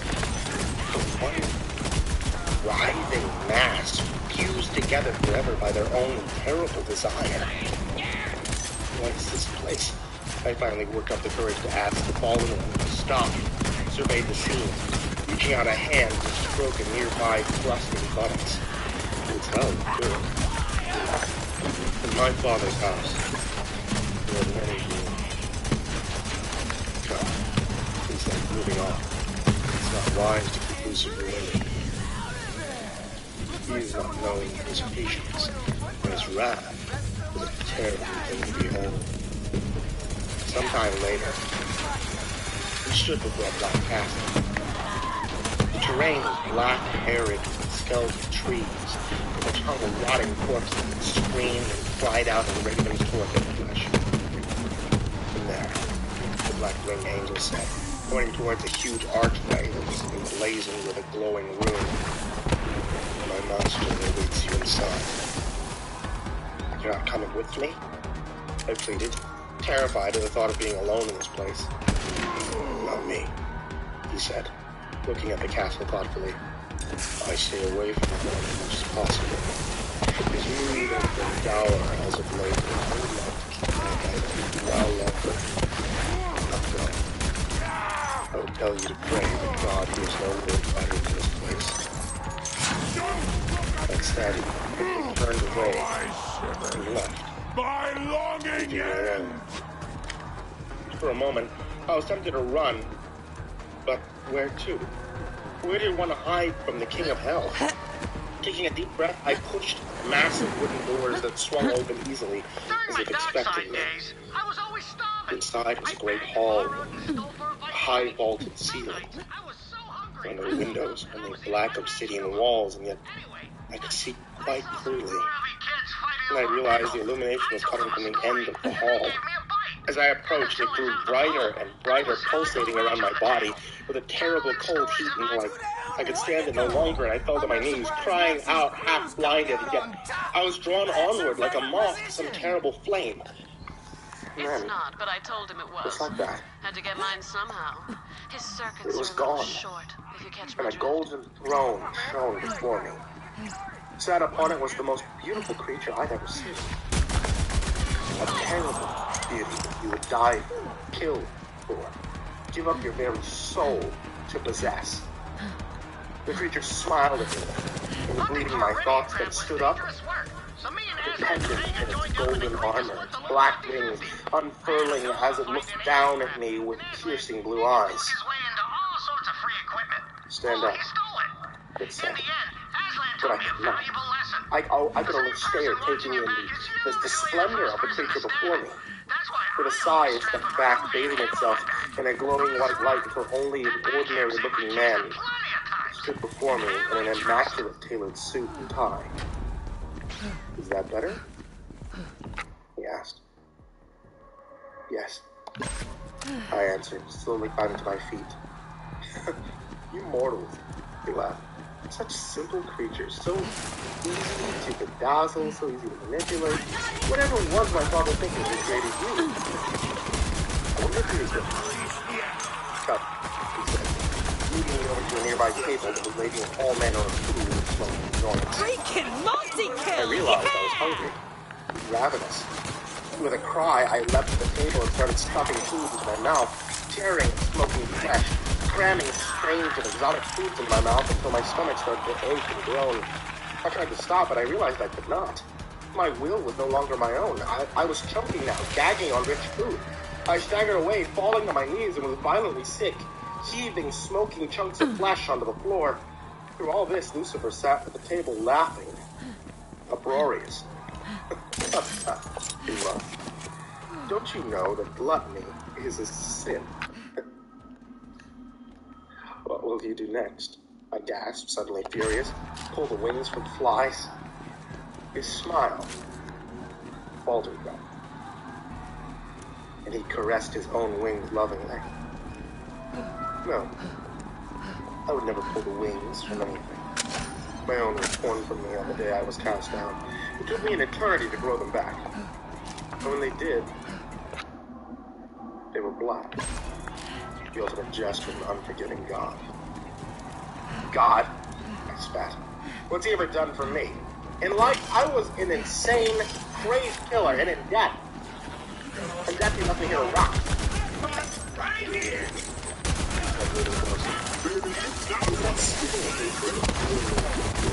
Who saw that? Put you on my radar, I say. What do you want from me? He said, staggering at my feet. That's a question, he said, playing with the golden goblet from which he drank. Very good question indeed. Tell me, Mr. Davis, how would you like to get out of here? A small vacation, if you will. After the job is done, I'm sure that you could maybe feel more comfortable in your organization. What kind? I asked, falling into a nearby chair. Suddenly he was on his feet, sweeping the chair from under me, causing me to spill the floor. On your knees? On your knees, with forwardness. I looked up at his face and I saw madness there. They could melt mountains and dry up like oceans. Come get I realized he was driven mad by his own damnation. Cyclops was laying on my belly like a worm, trying desperately to kiss his feet. You disgust me, he said, kicking my reaching hands away. You are kind of always disgusted me. He seemed somewhat calmer now, and smiled down at me almost pityingly. Now you may sit, he said, gesturing to the fallen chair, which I quickly righted and fell into, keeping a wary eye on it. But he only smiled and poured an oily substance that smelled like wine from the goblet before thrusting it into my hand. There's been an escape, a breakup, if you will. I don't know how it happened. 5 souls had escaped the pit. Where's our freaking family? No one escapes this place. No one defies me. Do you understand? Yes, Master. I said quickly. He seemed to enjoy my turn of phrase, and settled more comfortably into his chair before going on. These 5, much like you, killers, energetic. Perhaps why I chose you. Your minds are somewhat similar. This will help you in the hunt. Other help will be provided. First, I demand you. Small test, if you will. He smiled, and the light of madness burned in his eyes. Now, go. He clicked his fingers, and once again I was cast in the darkness. For a moment I feared I had been transported back to myself, but then when I felt the cold dirt on my face, I sat up, taking a large, gasping breath, and let out a bellow of pain as I was reborn into the world. I was in a forest. Alone, sitting in a shallow grave. I was suddenly aware of a searing pain in my throat and reached out, feeling the gaping wound there that even now had started to knit and close under my probing fingers. I tried to stand, but sank back down to my knees, noticing that my pale skin was covered with streaks of blood. What is this? I mumbled. Where am I? You're in the body of a dead man. Or at least he was. A voice whispered as still been kissed right above my head. Quickly I looked up. A large black snake looked down at me with flat reptilian eyes. Well? It hissed, revealing needle-like fangs. Hadn't you better be about the master's business? business? I asked, staggering to my feet, twisting at the bindings that bound my bloody wrists. The man you seek is someone, it said, slithering further up a twisting branch. I followed its movements, noticing a bright light off in the distance. There were two men. One you must kill, the other you assist you, once he has ascended your throne. I don't understand, I said, climbing out of my own grave where I stood, shaking in the frigid night air. What's to understand? The serpent hissed. Our master wants this oath-breaker dead, and you will be his instrument in this. Is he one of the five? One of those who escaped? No, the snake replied. This is a mere errand and a trial, if you will. Now go. I grow tired of your endless questions, and I'm feeling the urge to bite something. Quickly, I scrambled away and headed towards the light, casting off my bindings as I went.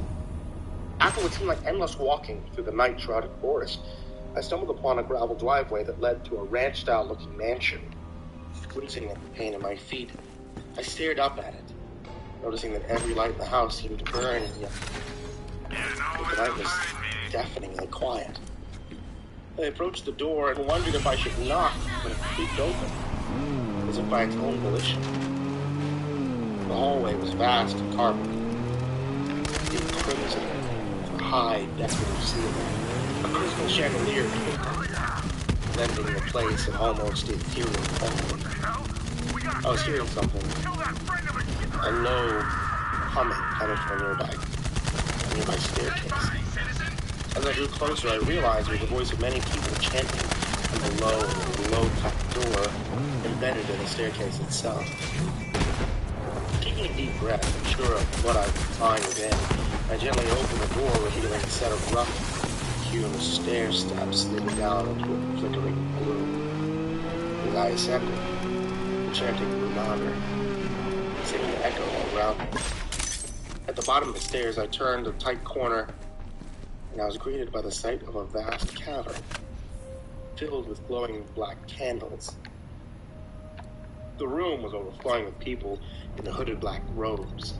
All but one stood by what looked like an ancient altar, red-robed, knife poised to strike at the bound naked girl writhing upon the stone.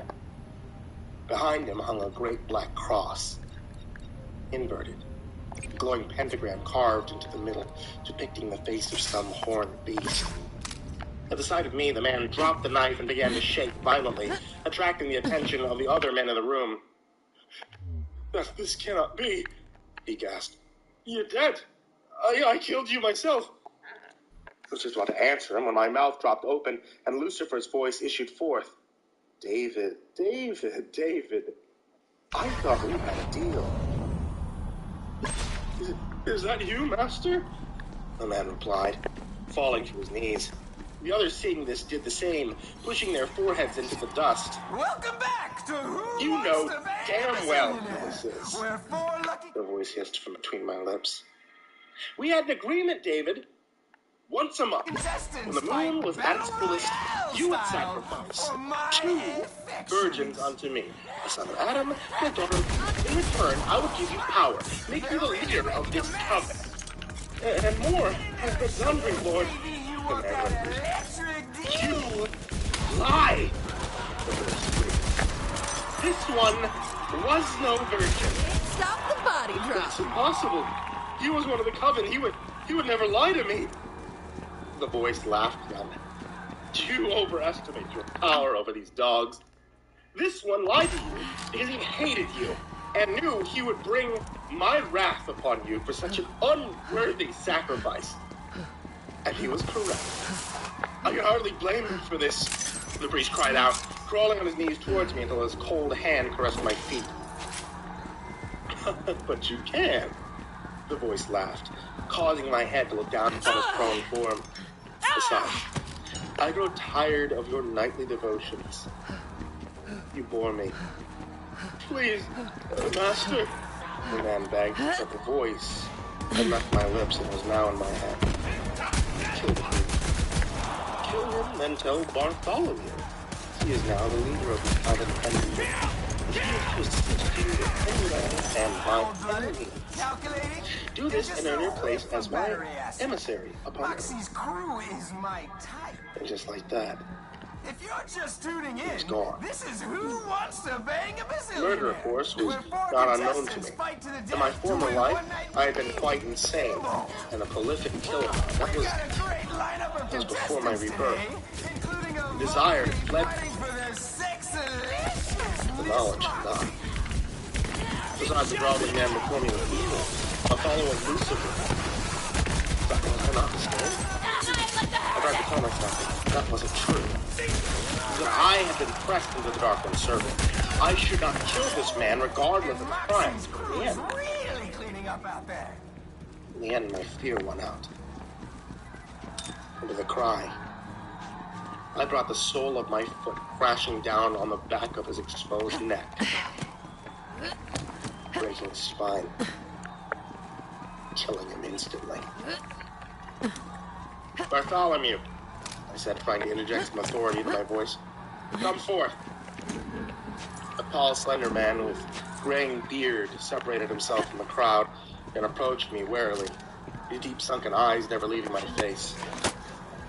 I am Bartholomew. Believe it or not, Lectra used to be a rich nice tone place before and the bowing low. cultists moved in and took over.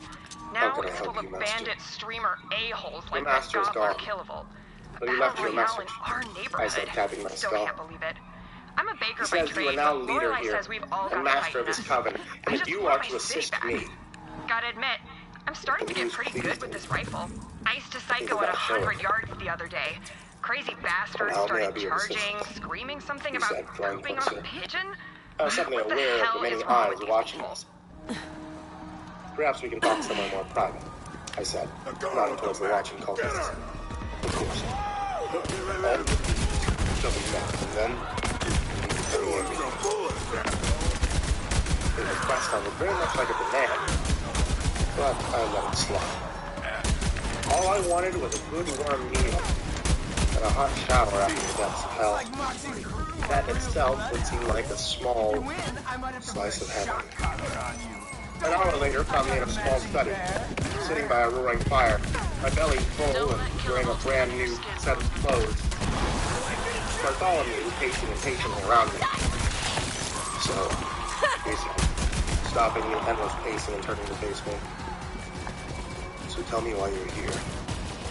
You're surely not that. That?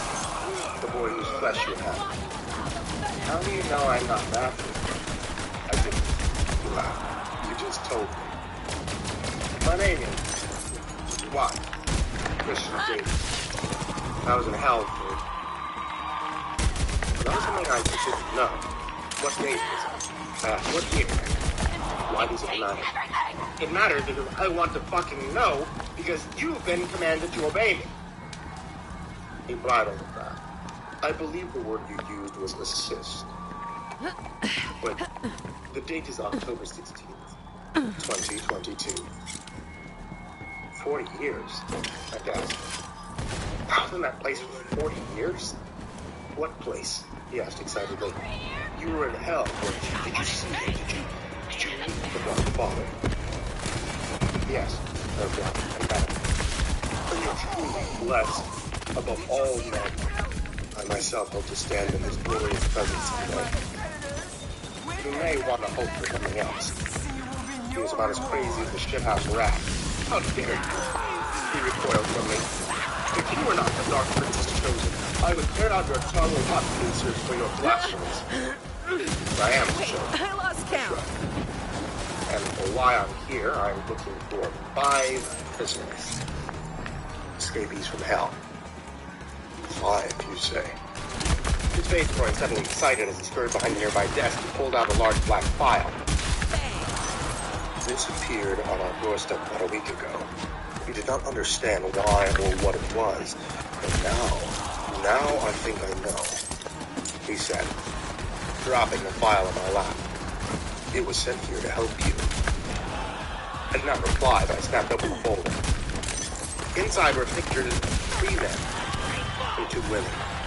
All were blank except one that had a name and an address written across the back in flowing black script. Underneath the address, written in large capital letters, was one word. First. I turned the picture back over and took a long, hard look at the woman staring back at me. She was incredibly beautiful.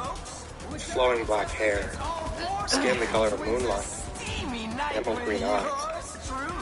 I turned the picture back over, looking at her name and address. Anne Tomlinson, 46 Kiln Close, Bar Harbor, Maine. It suddenly came to me that I had no idea where I was. Everyone I had met so far spoke with an American accent. That'll do If just I was fine. in the good old USA, then whereabouts had my resurrection taken place? Where am I? Asked Bartholomew, who was now leaned over the back of my chair, staring at the girl's picture intently. Massachusetts.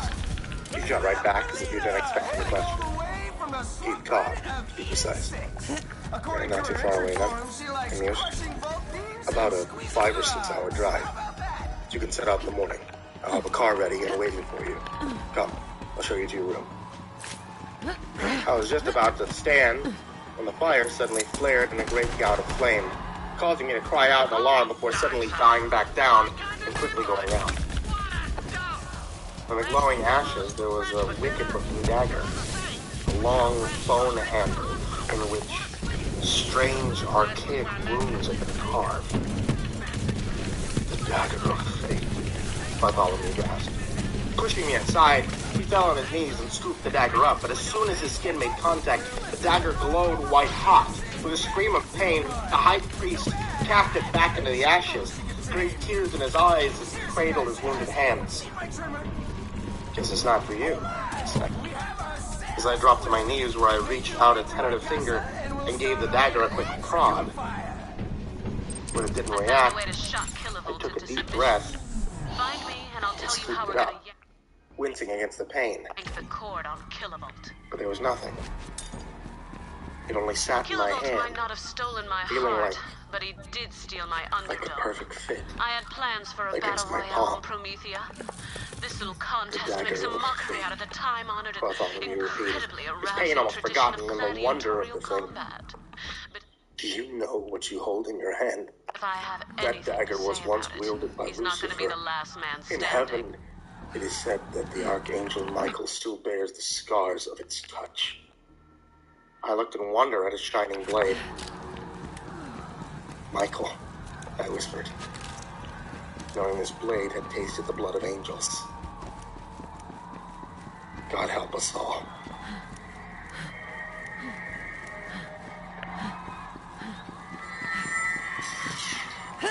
The trip from Cape Cod to Bar Harbor was uneventful. Bartholomew had provided me with my own vehicle, snow tires and all. In the glove compartment, I found a 9mm Glock and 2 large rolls of 20s. I used some of the cash to fill up the gas tank and grab the odd stale sandwich along the way. It was just getting towards dusk when I pulled into the car park of the Ocean View Hotel. Bartholomew had already called ahead and booked me a room. I had no ID, of course, but he told me it wouldn't be a problem. Just tell the clerk my name was Johnson and pay in cash. It was all taken care of. After a quick dinner in the hotel restaurant, I left the hotel with my folder and sat on a nearby beach. The sun was just starting to set. The smell of snow lay heavy in the air. I opened the folder and looked at the picture of my intended victim.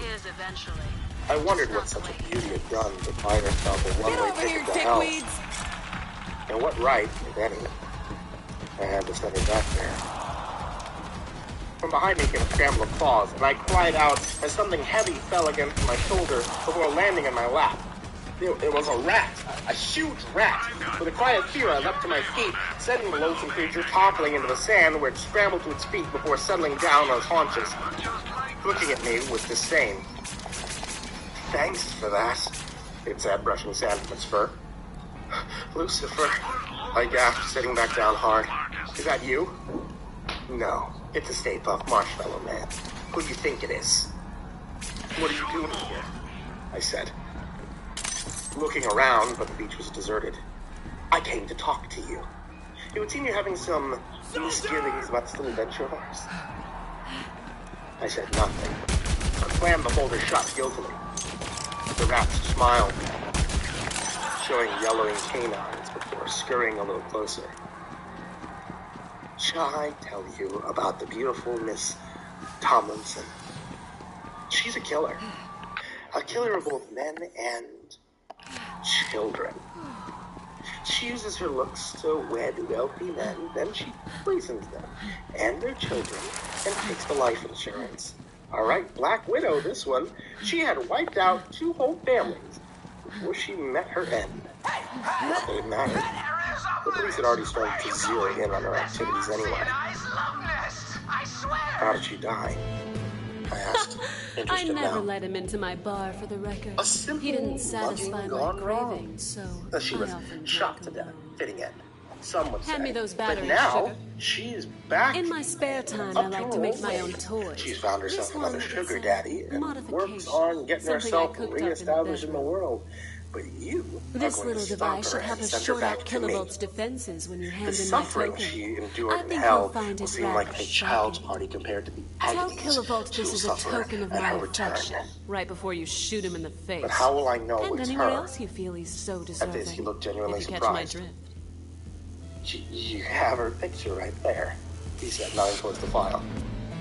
Yes, but surely she Shoot won't him in look the like dick. that anymore. That's the She'll be drift. clothed in different flesh, am I right? No, he chuckled. She is as you see her in the photo. How? I asked, genuinely confused. Why is she not like me, encased in the body of another? He sighed, sounding genuinely bored. Your clothes, flesh of its boy, because you had no body to return to. After your execution, your remains were burned and scattered to the winds. And another was drawn back to her own body. All her spirit had to do was reach her grave and her resurrection again. Let's get it over with. But how? How was she able to do this? Again, he shrugged. I really have no idea. My best bet is that she had some help. Just like she was helped in her escape. Someone in hell believed it's time for a change of management. And this escape was orchestrated to undermine me. But these things are of no regard to you. All you have to do is go to the address you were given, destroy her body, and release her soul back unto me. I would suggest you be about it. My patience is growing. Seize the dagger. Give me back what's mine. And just like that, gone. Leaving an incredibly surprised rodent to his wake, who scampered off into the darkness. My original intention was to get a good night's sleep, then begin the stalking process in the morning.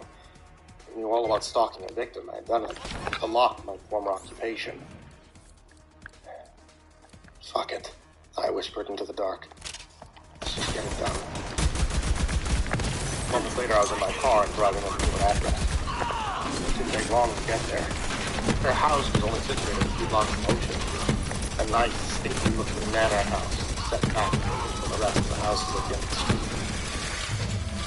The place screamed of money, and from what I had been told of our girl, Scooter drove out perfectly. Parking the car across from the wooden gate, I turned off the light and snuggled down on my seat. I was in for a long wait, knew from previous experience, the wee hours of the morning were the best time to strike. I felt some of the old excitement returning and crushed it. I was not that person anymore. This was business, not pleasure. She deserves everything she gets, I thought to myself. But this brought little comfort. We're all doomed. And everybody pays. It was a little after 2 a.m. when I made my move. Climbing out of the car, I took the hell-bound blade and stuffed it inside my jacket. Keeping it low, I headed across the street. The gates were large and high, but I managed to scramble over them with extraordinarily little effort before heading up the tree-lined driveway. Keeping the shadows, praying there was no security lights or alarms I could activate trigger. If there were, none sounded. I approached the front entrance, relieved that the house was still extremely quiet. The thing now was what to do next, knowing it to be a fruitless endeavor. I reached out and gently tried the front doorknob.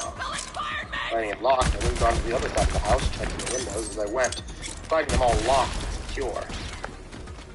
Okay, I mumbled. No one came for it. Returning to the front of the house, I simply rang the doorbell and waited.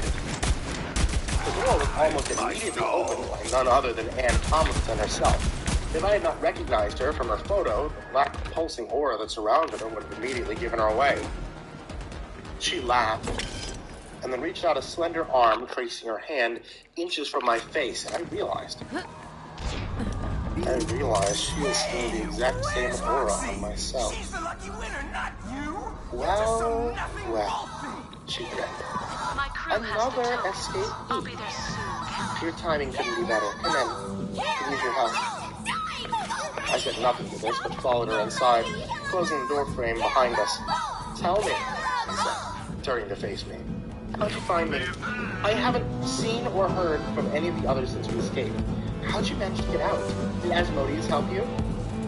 Yes, Asmodeus. I lied, knowing that I now knew the name of Hell's traitor. Welcome to all our He told me to come here to help you. You've tuned into Sort of What's thin, the but her Bang? arrogance Listen, seemed to leave it. hosted Very by good, me, she said, tossing her hair. I'm Best also to the get to it then. prize. He's upstairs. Come, It's showtime. she said, taking the lead Give and Killer heading up the that stairs. token of my This way. I followed, trying hard to keep my eyes on her shapely rear. She'll be missed. I was just about to get rid of him when you turned up. Oh, She Jenny, threw open the door and revealed I had high the hopes for bedroom her. within. Lying in the bed It was was quite a looker. Too bad. a dead man. And finally, His if skin you the color hand of over old slate, his Moxie's mouth token. and neck covered in green bile. The most terrible stomach ache after dinner. Poor thing must have had. Seems he must have died in his sleep. It's over. I rounded on her. Me? She said, her face depicted innocence. One hand squeezed between her ample breast like some heroine from a 1930s flick. Of course not. Seemed to me like he choked on his own vomit. You'll come along, she said, looking over to the bed. Make yourself useful. Grab his legs. Before we get started, I said, reaching in my jacket, I have a gift for you. From hell. Something in my voice must have betrayed me. And she turned just as I pulled the knife. What's this? She said, backing away. Her eyes never left my face as she circled backwards, putting the bed between us. You're going back, I said, facing towards her. Back to hell, where you belong. Wait, she said, holding out a slender arm, before suddenly pulling her flimsy nightgown over her head and standing before me in all her naked glory. Why are you doing this? She ran her hands down her smooth, naked thigh. My eyes followed, giving her just the distraction she needed. With a cry of triumph, she sprang onto the bed and launched a hard kick that sent me square in the face, sending me crashing backwards into a nearby closet. As she ran for the door, cursing, I leapt to my feet, bathed in my own blood, and I chased after her, catching her on the stairs where I swung the knife blindly, opening up her back in a welter of blood. She screamed out in pain, taking 2 steps at a time, before hitting the floor and spinning into the hallway. I was still hot on her tail, slashing at her arms in unprotected attack. We crashed through a door and into a moonlit kitchen, where she scrambled at a half-open door before turning towards me with the largest kitchen knife I had ever seen. So, you want to play fucking games? She hissed, her hatred making her once beautiful face almost beast-like and feral. Let's play. With a scream, she charged me, slashing in my face. I felt the blade tear into my flesh, spilling hot blood down my neck. With a cry of triumph, she swung again, this time slashing at my chest, opening my shirt and slicing at my nipple in two. Screaming with pain, I fell back through the door, landing hard on my back. Seconds later, she barged through, knife raised high for the killing strike, but the blow never came. Instead, she stood there, chin-key. Her eyes locked above my chest as the brick wound there began to heal. Her lid itself closed. How? She gasped. I answered her with cold black and steel, driving the blade deep into her thigh, piercing the artery with a spray of blood. She screamed high and loud and turned to shuffle away, but I leapt to my feet and grabbed her by the back of her hair, exposing her delicate throat, which I cut long and deep, with practiced ease before casting her now dead body back to the floor. Almost immediately, her skin began to smoke and char. The carpet blackened under her, and she erupted into searing flames. In the roaring inferno, I saw a writhing apparition appear, and knew this was her tortured soul, trying desperately to escape, but it was too late. Out of the flames burst 100 crawling hands that grasped and tore at her. For a second, she reached out to me with an imploring hand. With a final cheated scream, she was gone. I expected the flames to die down, but they continued to grow, revealing a gaping black void below me. I was suddenly falling into a black abyss that seemed to have no end until I landed hard upon a cold stone floor. With a cry and realizing where I was, I staggered to my feet once again. Once again in Lucifer's great hall. The king of hell himself loomed above me from his golden throne. "You've done well," he said, grabbing my arm as I staggered to my feet. "But, as they say, no rest for the wicked." He waved an arm and a fiery portal opened before me. "So," I said, trying to show some bravado, "where to next?" He laughed, then patted me on the back. "Not so much where. Killable was always human trash. When? If you ask me, I looked at that's him just startled. where he belongs. Oh, you didn't think it You was all know, going to be that easy, I might did use you? this just for the pleasure. When? I guessed. Thanks for the help, sugar. Still laughing Let's with an chat. evil glint in his eye, he shoved me through the You portal. sure know how to please a girl. His in terrible front of laughter money. followed me down for the eons of time. Sugar, I'm happy to call you my champion anytime you like. I was falling through a black This void. ain't the most civilized No galaxy. up, I get no that. down, I only an can't shoot every infinite soul that blackness in bets a you sense runs of his mouth hurtling and tries towards to some disrespect unknown me. source. But I can try. I was afraid, desperately afraid, that I would be trapped in this aching void forever. Dead meat. How long before I was driven mad by this vast, lonely darkness?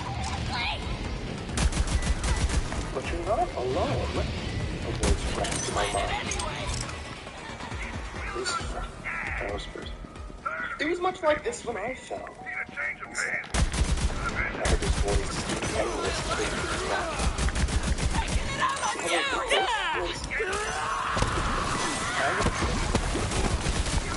Suddenly there was a searing pain in my back as if something that had never been was torn from me. I screamed, bellowed, twisting and thrashing, desperate to escape this infernal pain. "Now you see," Lucifer whispered almost pityingly.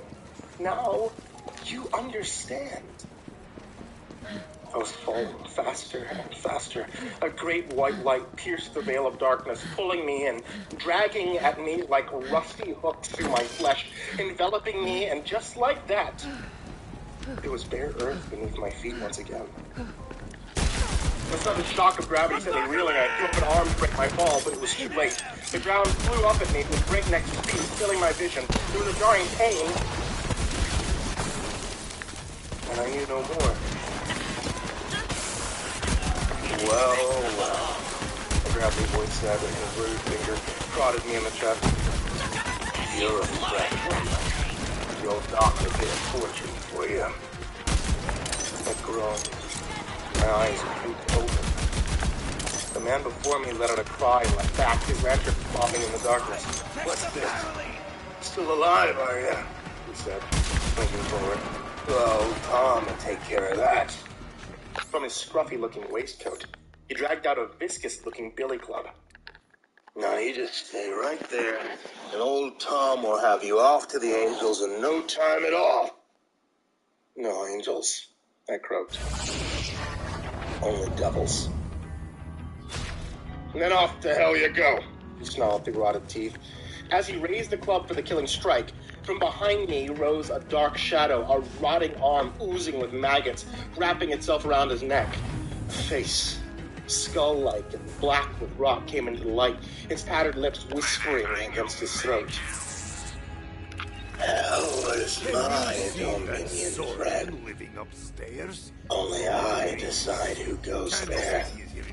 The man let out a shriek of fear, but it was cut off as the arm clenched tight around his throat. It was an audible snap. He fell to the ground, a dusty heap. Go see what you can find, folks. The corpse grinned. "That was fun. Like twisting the lid off a candy jar. Wonder if he has a gooey scent." I coughed nervously.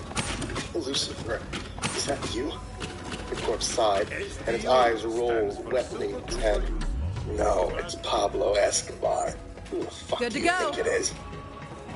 "Where am I? Whose body is this?" I said, looking down at a hairy hand with thick, brutal fingers. Questions, questions, questions, he said, kneeling down beside me. He was more like a dude off a wretch at the smell of him. You're looking a little green around the gills, Mr. Davis. Is something wrong? No, I replied. Peachy keen. You're sure? He whispered, drawing closer until I could feel his fetid breath on my cheek. Yes, my lord, I stammered. Well, that's just fine then, he said, drawing back. Now to answer your question. You're in the body of a dead man. A cholera victim, to be precise. And for your whereabouts, you're in London. The year of our Lord, 1832. You're shitting me, I said, struggling upright, my back pressed against the slime-covered wall. I was suddenly aware of the sound of water in the background and muffled movements up ahead. Cast them out. What is this place? I asked, trying to peer through the gloom. It's a sewer, Mr. Davis, Lucifer replied. You have now been upgraded to the level of a floating turd. That's for this one, he said, kicking the dead man. He's a corpse peddler. The graveyards are becoming a risky business, and he knew that people had been disposing of their dead neighbors down here, so he thought he would pop down and see if he could find himself some fresh meat. Yeah, but why? Not big on our history, are we, Mr. Davis?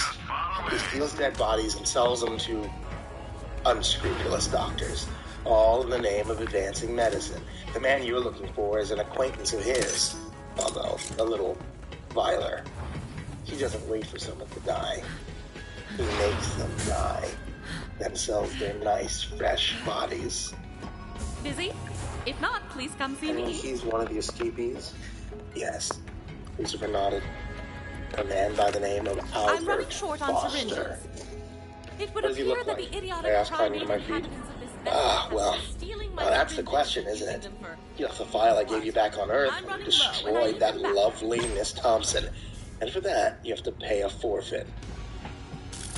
This has been... He grinned. It's over now. Tell me, have you ever heard of necromancy? I was just about to answer, but he waved it away. A rhetorical question, old boy. A rhetorical question. Come, he said, kneeling by the corpse of old Tom and waving me down beside him. Now take your fingers and gouge out his eye. Used to cover up borderline pornography. Why? He grabbed me then, his rotten bone-like finger digging into my throat. Do it, or I swear by all Hell's minions, I will tear open your bowel and stuff your mouth with your own shit. Yes, master, I croaked. For a moment, his grip tightened before reluctantly letting me go. Still, the dangerous light burned in his eyes, and I knew I could hurry. I'm just trying to haul this life-size body pillow I'd of be my tasting hero my own shit Ashton before back the to my next bunk, day. but it's so heavy. Not Without sure another why word, they I included the thrust my fingers into the dead man's eye socket and grimaced. Tore the bloody eyes free. Really? Thanks so much. You're the best, Maurice. Lucifer crooned. Now say the name Helping someone? and pop it right into your That mouth. can't be right. There's got to be some dirt somewhere. Find it, Vault Hunter. Albert Foster, I stammered. So great was my fear of Lucifer that I didn't hesitate, but put the bloody eye straight into my mouth. Now chew it, he demanded. With a grimace, I bit down hard, feeling a cold, jelly-like substance fill my mouth. A face was forming now. A man with a broad face and hollow cheeks. A scar ran down the side of his unshaven face, and his eyes were seedy and filled with a stupid animal cunning. I have it, I choked. Well, that's just grand, Lucifer laughed. Now swallow it. The thought of it began to retch. I swear by all that is unholy, if you spit it out, you're going straight back to hell. That really didn't help the situation, and for a moment, I thought with my stomach. But in the end, I managed to keep it down. That's good, Mr. Davis. That's very good indeed. Now, Talking of things that you have forgotten, this, he said, drawing the hellbound dagger from behind his back. I was just reaching for it, when with a laugh of glee, he thrust it hard into my thigh. With a scream, I fell back down, cradling my wounded leg, looking on in horror as the skin around the wound began to smoke and blacken. With a cry of pain, I wrenched free, watching in wonder as the skin would have. Don't worry, I ain't a cannibal. Dollar for a dance, dollar for a dance. These Neanderthals, no. Furious. I said no. Stick to your fucking job. Get someone else to do your dirty work. The bastard's life and music's pressed hard against mine. Render unto these things that are Caesar's, and render unto God the things that are God's. He grated at me through blackened teeth, like a feeling of terrible radiating from him. I will let you. Understand that I need to keep this laboratory stocked in order to do my job. Without syringes, how am I supposed to move various liquids from one place to another? Unbelievable.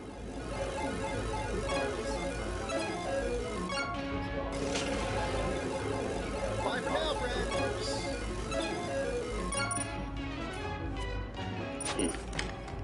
Weirdly, I wiped the foulness from my cheek, then climbed to my feet, lit the glowing lantern as I went.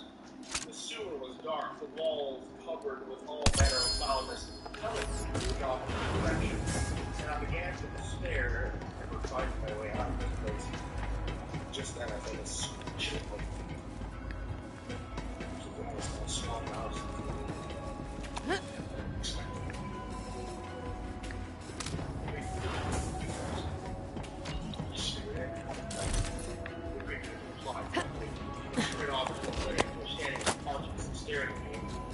Dang it, soggy biscuits again.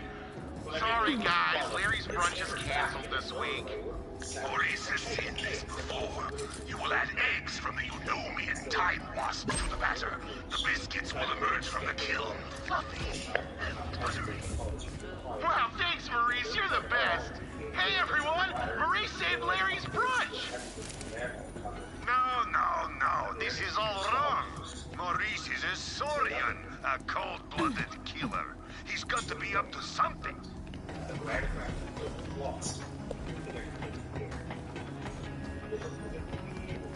Back around, his leg almost dog-like.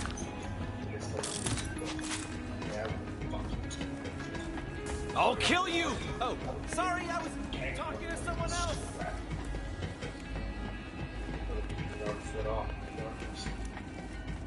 The manhole cover is cold, dag, heavy. Hey, Vault Hunter. Side, praying for the word dark tunnels. The cobblestone streets silent. Recruit, you're just in time. I'm about to install this core and speed processor I found to turn on my new claptrap robot friend. And by turn on, I mean power. And by new friend, I mean bestie for the restie. I don't have to be alone anymore. Where is it? My signed copy of Digby Vermont's best album, Sex to Grind! Oh no, I can't have lost it! Maurice found this in the claptrap's closet. He was attempting to sell it on the Echo Net. You will hide it better next time. OMG, I can't believe you got it back! And the signature's intact! Maurice, you're my favorite! I can't wrap my head around this. He's just so nice. I have to think, Vault Hunter. Give me a moment. Vault Hunter. Maurice's smell to investigation. You'll come to Maurice. Sorry. Chat. A little short on point, but I wonder if maybe you can give me a little information. Hey, Vault Hunter. Should already check for you. You can go straight to house. Yeah. Then there. Catching around the wrist and dragging her into the alleyway. She let out a shriek, which I cut short as I wrapped my hand around her neck. How the hell did that even get up there? No time at all.